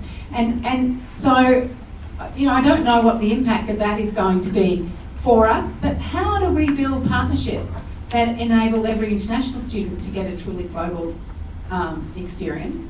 My sense of it is that when I travel to another country, I get treated far better than people who come to this country. I don't think we're very good at welcoming people from other countries in the main, and from some countries less so than others. I think we're really bad at it, and my experience going out has been very different from what I observe for incoming students. So does that make us global citizens? I don't think so. So there's a whole raft of challenges, I think, before us. So the challenge for me that I would like to, and then we'll open it for discussion, but the challenge for me is around everyone. It's around every single learner who signs up to our university, whichever one it is, to get an education at whatever level that is. What's the contract we create with them? And what are we doing as educators, and we're all educators wherever we work in the system, because that's our business, is education. What are we doing within our system that actually is making a difference? And where's our end of the contract related to the individual, and not just to a set of graduate outcomes that we can tick off happily because there's something in our course content document that says we've done it, and I've been very guilty of having done that in the past. So I think this goes beyond text. I think this goes to moral purpose. I think it goes to the educational relationship that we want to build with our learners and our teachers, and I think it goes to us. How far are we prepared to change so that we deliver the kinds of outcomes that we're supposed to deliver and that we promise? And it's really, really hard. So I know if it weren't for these circumstances, and I see my Deakin colleagues here, and I feel like I'm preaching to the converted, because some of you are some of the best educators in the university and have the best knowledge about education. But I do think you need to let your practice shine, and you need to pick up on where you're doing things and have courage and commitment about making the difference and making the changes you know make a difference, and fight loud and hard for them, except with me. I'm happy for you to fight loud and hard with me too. I say that because it gives me courage if I know I've got people with us who are also have been determined and delivering the sorts of practices that make a difference. Thank you. Thank you, Brenda. That concludes our panel comments and responses to today, but we do have a little bit of time left for comments and questions. We're just showing off the Skype to Mark. Oh, okay. One of the managers. You can start. Yeah, thank you. I just want to say thank you to everyone on the panel and all the things that Brenda said. I think sort of, brings up the responsibility and accountability on the shoulders of all who sit here, and as I mentioned earlier, all who are absent. So the thing is, I think at the end of the day, how we frame this whole curriculum for learning, assessment as learning, is going to depend very much on, as Brenda said, how we look critically at ourselves and what changes we are willing to make. I think a lot of it rests on that. And the one thing I just wanted to cite in line with that is something that Ravenscroft said, and I had it on the slide this morning, is that we do not stand in another's position and look out through his or her eyes. But the important thing is for us to shift for one's position in relation to other objects. And I think for me that really is the critical message when we're talking about the broader globalization issues is, are you prepared to shift your position? And what position is that? And if you're not prepared to shift, then I think that's where the challenge lies. Yeah.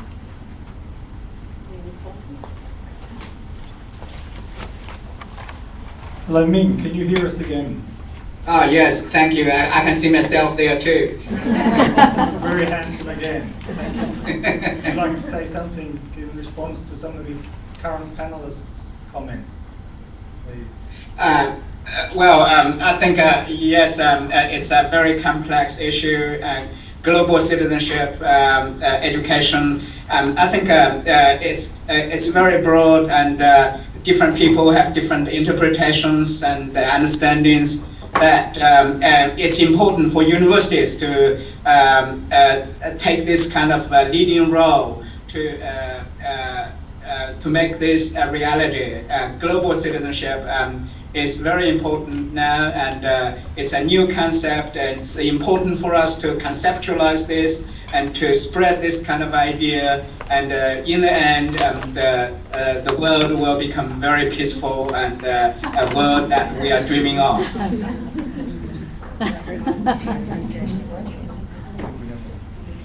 Again, Martha Skirvis from Monash University. I'd just like to probably resonate what some of you were saying, and particularly the point where we're asking ourselves, we all educated, want our students to be global citizens, but are we actually global citizens ourselves? And do we behave in a way that we can actually be role models? Lately in my role, I was conducting some interviews with postgraduate students who were all overseas or international students. And one of them said to me, well, look at yourself, what you're doing, which kind of put me quite right place, but she said, in Australia you are inviting international students in, but you're actually not providing your domestic students with any knowledge of these students who are coming in. How can then we engage with domestic students? We have two sets of population at university, and I think we all agree we have domestic students and we have international students, and there's very little engagement. So we already have quite a lot of knowledge and expertise with two different cohorts, but we kind of fail to engage them. So we don't need to travel and go outside. We have thousands of international students at our institutions, but what are we actually doing to really engage with students that, you know, they will be going back eventually to their countries and be global citizens and be our fantastic alumni as well? Can I just suggest that you don't need to go you don't even, I think thinking of international students as our, as the other part of the global world is one construct.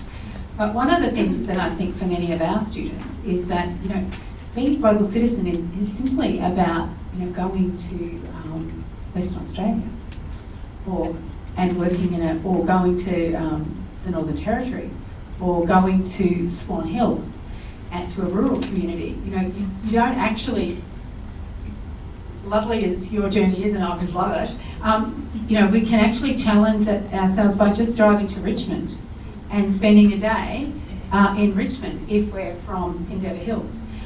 You know, you don't have to go very far to get a completely different view of what it means to a contrast from my world, whatever my world is. If I'm in Richmond, let's go to Endeavour Hills for the day. So, you know, I think we underestimate what's right here sometimes too, and we don't value some of the cultural underpinnings, the age, what people from different age groups bring to our learning spaces. This is very easy to say and very hard to do. You know, I'm the first to acknowledge that. But just starting with the learner instead of the content, I think changes the whole teaching question.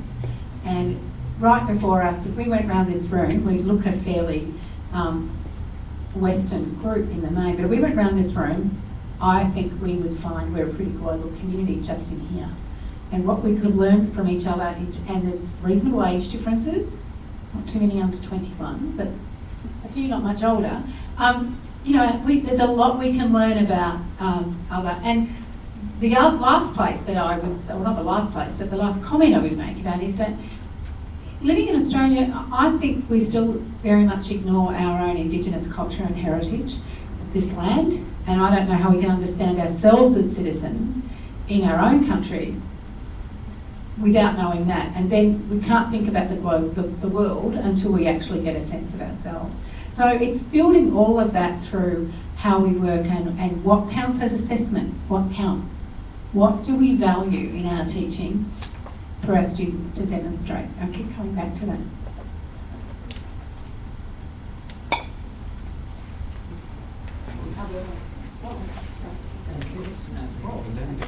Can I just build on what Brenda has just said? And this is, you know, the university I work at in Western Australia, I've had the good fortune to interview students as part of my research, which is research into teaching and learning.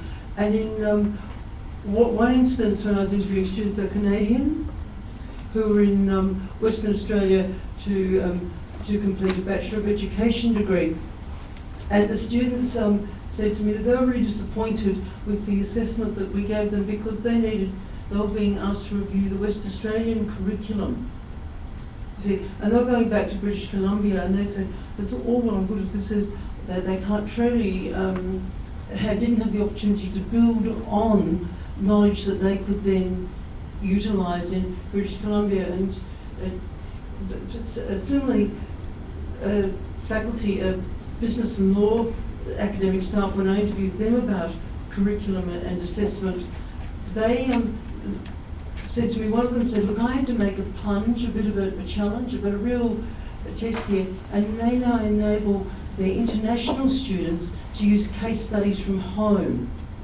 So that's a real trust thing.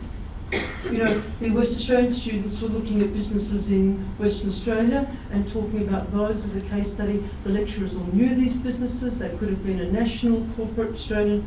So my point there is, building on what Brenda was just saying, is possibly we need to be able to trust our students to engage in an international or national experience that's foreign to us, and they submit that for their assessment.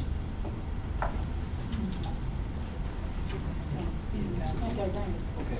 So, yeah, I've been traveling a lot around the world, fine. But do I think that I am a global citizen because I travel? No. That is not what I think. I think that there are people that travel much more than me, and maybe because of their chauvinistic attitude, they are not global citizens, which means, let me put it as a metaphor. What do we need to demonstrate? I think the difference between a global citizen and non-global citizens is a difference, same difference as between a tourist and a traveler. So what I think might make me a global citizen would be the curiosity and the open-mindedness to embrace the other and to relate, because linking back to, I think Faye, you said it this morning, that idea that I can never understand it. Okay, but I might be able to relate. Yeah, I might be able to listen. That is the thing. And how can I demonstrate it? And well, that is another very clever way to go about it. You know, there is possibility of showing how a person maintains networks link, like how I might keep engaging with my friends in South America, rather than my way of understanding different cultures, that is behaving appropriately in different contexts, rather than my ability to engage in activities with people from different backgrounds. Like during my masters, I preferred to work with people from Southeast Asia rather than Australia itself, because I could relate a little bit better with Australians maybe. But yeah, I love the Indonesian, for example, because of their conception of rubber time. That made me sweat a lot, especially when the assignment was due, but then we went fine. It was great, actually. And yeah, so maybe also some historic understanding. Now, okay, Australia and Melbourne have a very big advantage. There is a lot of people from many different countries over here, many different backgrounds. But what about an area where the population is demographically quite homogeneous? What can we do there? Well, maybe at least some sort of, apart from virtual engagement and whatnot, understanding of historical linkages between the construction of the otherness, between the home country, the area, and what else is there. And yes, there is a lot of variety, even 40 minutes from one place to another. And sometimes I'm really astonished about that in Italy. Like, I live 40 minutes distance from Milan, and 40 minutes distance from another city called Bergamo. And the dialect in these three places, the place where my house is, and Milan and Bergamo, is totally different. Like, to say the same word in the three dialects, and the word is boy, in Milan you would say more or less similarly to Italian, ragussin. In the dialect where my home is, 40 minutes away, pagai. And 40 minutes away in Bergamo, perhaps more towards the mountain, is cech. It has nothing to do. So, that is it. Good. You didn't, we're going to.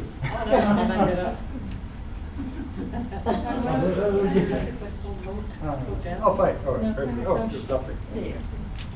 Hi, I'm Harshuri from Melbourne University, Center for the Study of Higher Education. I just want to pick up on your notion of, I think, to a large extent, we've still engaged with the notion of globalization, internationalization, but we haven't really engaged with the notion of transnationalization, that when our students come here, they don't actually come here. A part of them still stays back, a part of them is here, a part of them is somewhere else as well. And it's not just the student who's here, but it's also the communities who are affected. So I think we're still looking at the student as an entity, as an identity in itself, whereas we look at it, how are they engaging with the communities who were left behind? How are the communities that were left behind changing in response to what's happening here in the students' lives? And it's a more complex vision, but it would be good if we start looking at that from what Stephen Motivate calls more transnational perspective. Yeah, I think that's a great point that Harsh is making. I think the bottom line really is, again, to make the shift in thinking. I think we're still, and the question that came on the web stream was about critical pedagogies. I think we have to go there. We have to be bold enough to go there. We have to interrogate, as Sarah said, the whole language, the colonized language of global citizenship, globalization, internationalization. The reason I was giving glocalization as an alternative is it just touches a little more closer to heart about bringing communities together. And the points that Brenda made about, we don't have to go out of the country to experience the global. The truth is we have them all in our backyards, down the road. We don't even speak to our neighbors who come from other places. And we need to change that because that's all our colonized mind responding and reacting. And I think that, I want to say, Ming-Sheng, you're saying global citizenship, it's new. There's nothing new about global citizenship. There's nothing new about universities having social responsibility and justice as their goals. That's where we began many centuries ago. Moral development is what it was about. Today we send our learners out of our classrooms with no moral development. We tick all the boxes, but we don't. And Alberto is right. It's not about global tourism. We're all global tourists. Doesn't matter, you go from Bali to Fiji, you're a global tourist. But that doesn't broaden our minds. And I think it is a bit of, it has everything to do with opening your mind, with having the presence of mind, with being able to be intuitive so that you can be in any spot, whether in your own backyard or whether you're a few miles away, you should be able to have an intuitive inference of how to respond that is sensitive and to be appropriate in what you do. So I think there's a lot, the discussion today, the symposium was great in getting all the questions on the table. The important task ahead is to take those questions, to sift through them, to remove the colonial oppressive languages, the frameworks, and to get to a point where, although Farid said that we can't quite have a place where we might share values, the thing is we can, I believe we can, and I know we can. And earlier today, I forgot your name, but you said it's necessary to have dissent. Yes, it's necessary to have dissent. Let's disagree about things, but come together on the things that are common, that's cultural wealth that we can get our learners to appreciate. Sorry. That's all right, we're used to it, Faye. We're getting I'm used to passionate about that. Thank Sorry. you, Faye. I think it's my job to sort of pull things together. Is there anyone who'd like to say something? Oh, yes, we have it. Oh.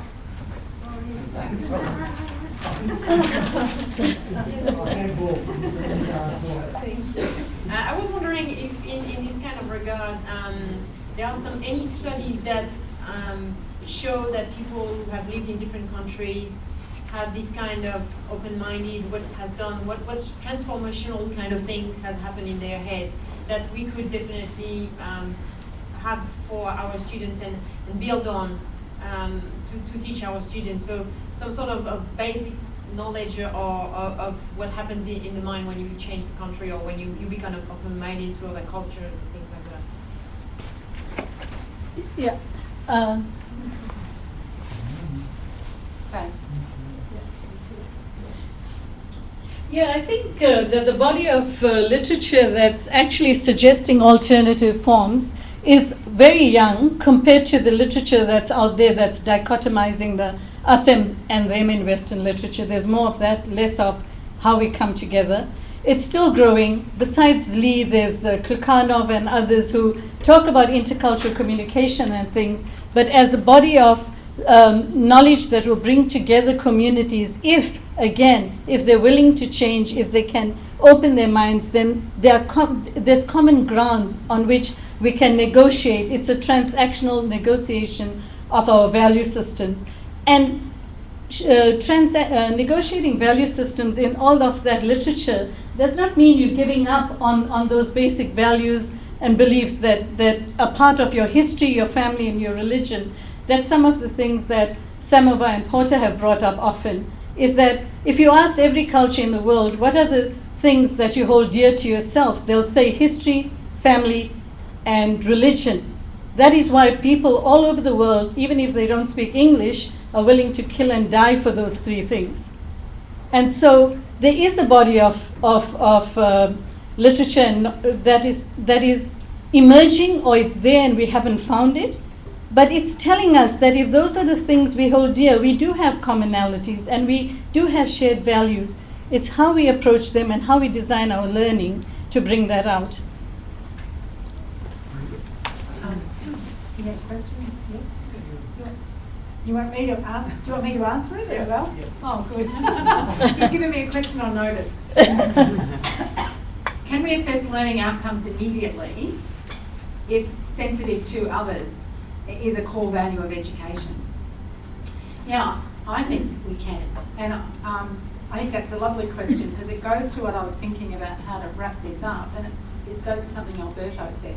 What I heard Alberto say is that being a global citizen, or demonstrating that someone's a global citizen, is demonstrated in behaviours as well as in knowledge and skills. So he talked about what I've written down: authentic curiosity, respect, listening, and investing in others. So when I invest in knowing you and your place and where you come from, I'm demonstrating an ability to think like a global citizen and welcome you into my world, or to engage with your world, so that it's not about colonisation. It's about, we can be very different, but it's about respect. And I think that's really important. I think we can assess it. I think we can assess it through, God forbid, written tasks. But I think we can.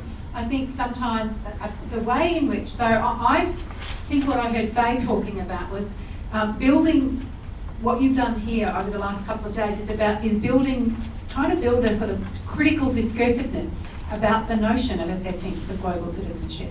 How do we lift our intellectual engagement with the concepts and the words so that we've got some hope of changing our practice? And then we go back and we be reflexive about that, and we take action as a result of the thinking that we've done. And they may be small, they may be holistic, it may be I change an assessment task, it may not be that, it may be I look for something different in my assessment task, and I have a different, might do exactly the same task, but it's what I'm looking for in the task, it's what I'm looking for in the practice of my learners and my colleagues that is going to change the achievement and drive the achievement of global citizenship.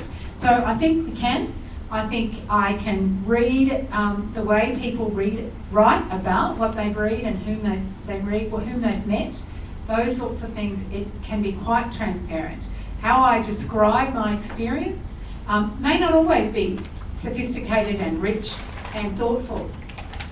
But if I'm asking the questions, and Faye talked about questions, and I've got a million questions that I've written down and thinking about today. In asking the questions, we're starting the beginning of that dialogue. So it is about, questions drive research. So it's about research, absolutely, we need a lot more of it. And I think that's what Lee was trying to say, is that we need a lot more, we've got a lot more work to do, but we have a lot of research to do in this space, and it's got to be widespread as well as narrative and anecdotal and case-based. So we've got to document practice, we've got to examine it, we've got to collect it up, and we've got to get new knowledge around how we do this work better. But being organised, for me, is about generating that discursive space and making it rigorous, sharp, and then sharing it. And then we've got a way forward, I think. I'd just like to thank Matthew and Sarah for organising, and Faye for organising today. Is there anyone I forgot? It's fantastic, but I'll hand back before I finish off. But I think yes is the answer. It's accessible. I think we're closing now. Yeah. safe travels, everyone. I hope you've had a stimulating day and you go back, and if we can have one thing, I would like everyone to leave the room with one small thing that you're going to do. You don't have to share it, but what one thing will I do? And hopefully it's about the way I engage with a tram driver, or somebody on the train, or a student, or a colleague. Just one thing, that will do me. Thank you, Brenda. Thank you, Brenda, and thank you to everyone for being here. I also want to thank Ming Sheng for coming in on Skype from New Zealand. Thank you very much. This has been an inspiring day, and I want to also particularly thank Matthew again, because can I tell you that there is such a thing as the power of one. If you've never believed in it, he believed in doing something that was different and innovative with his fellowship, and he asked, what can we do? And then there was me. And then if it wasn't for Sarah, we would not be here today. So there's always great power in the one person who has an open mind, who's willing to go where nobody else dares to go, and to bring a community together, and you're that community. Thank you very much.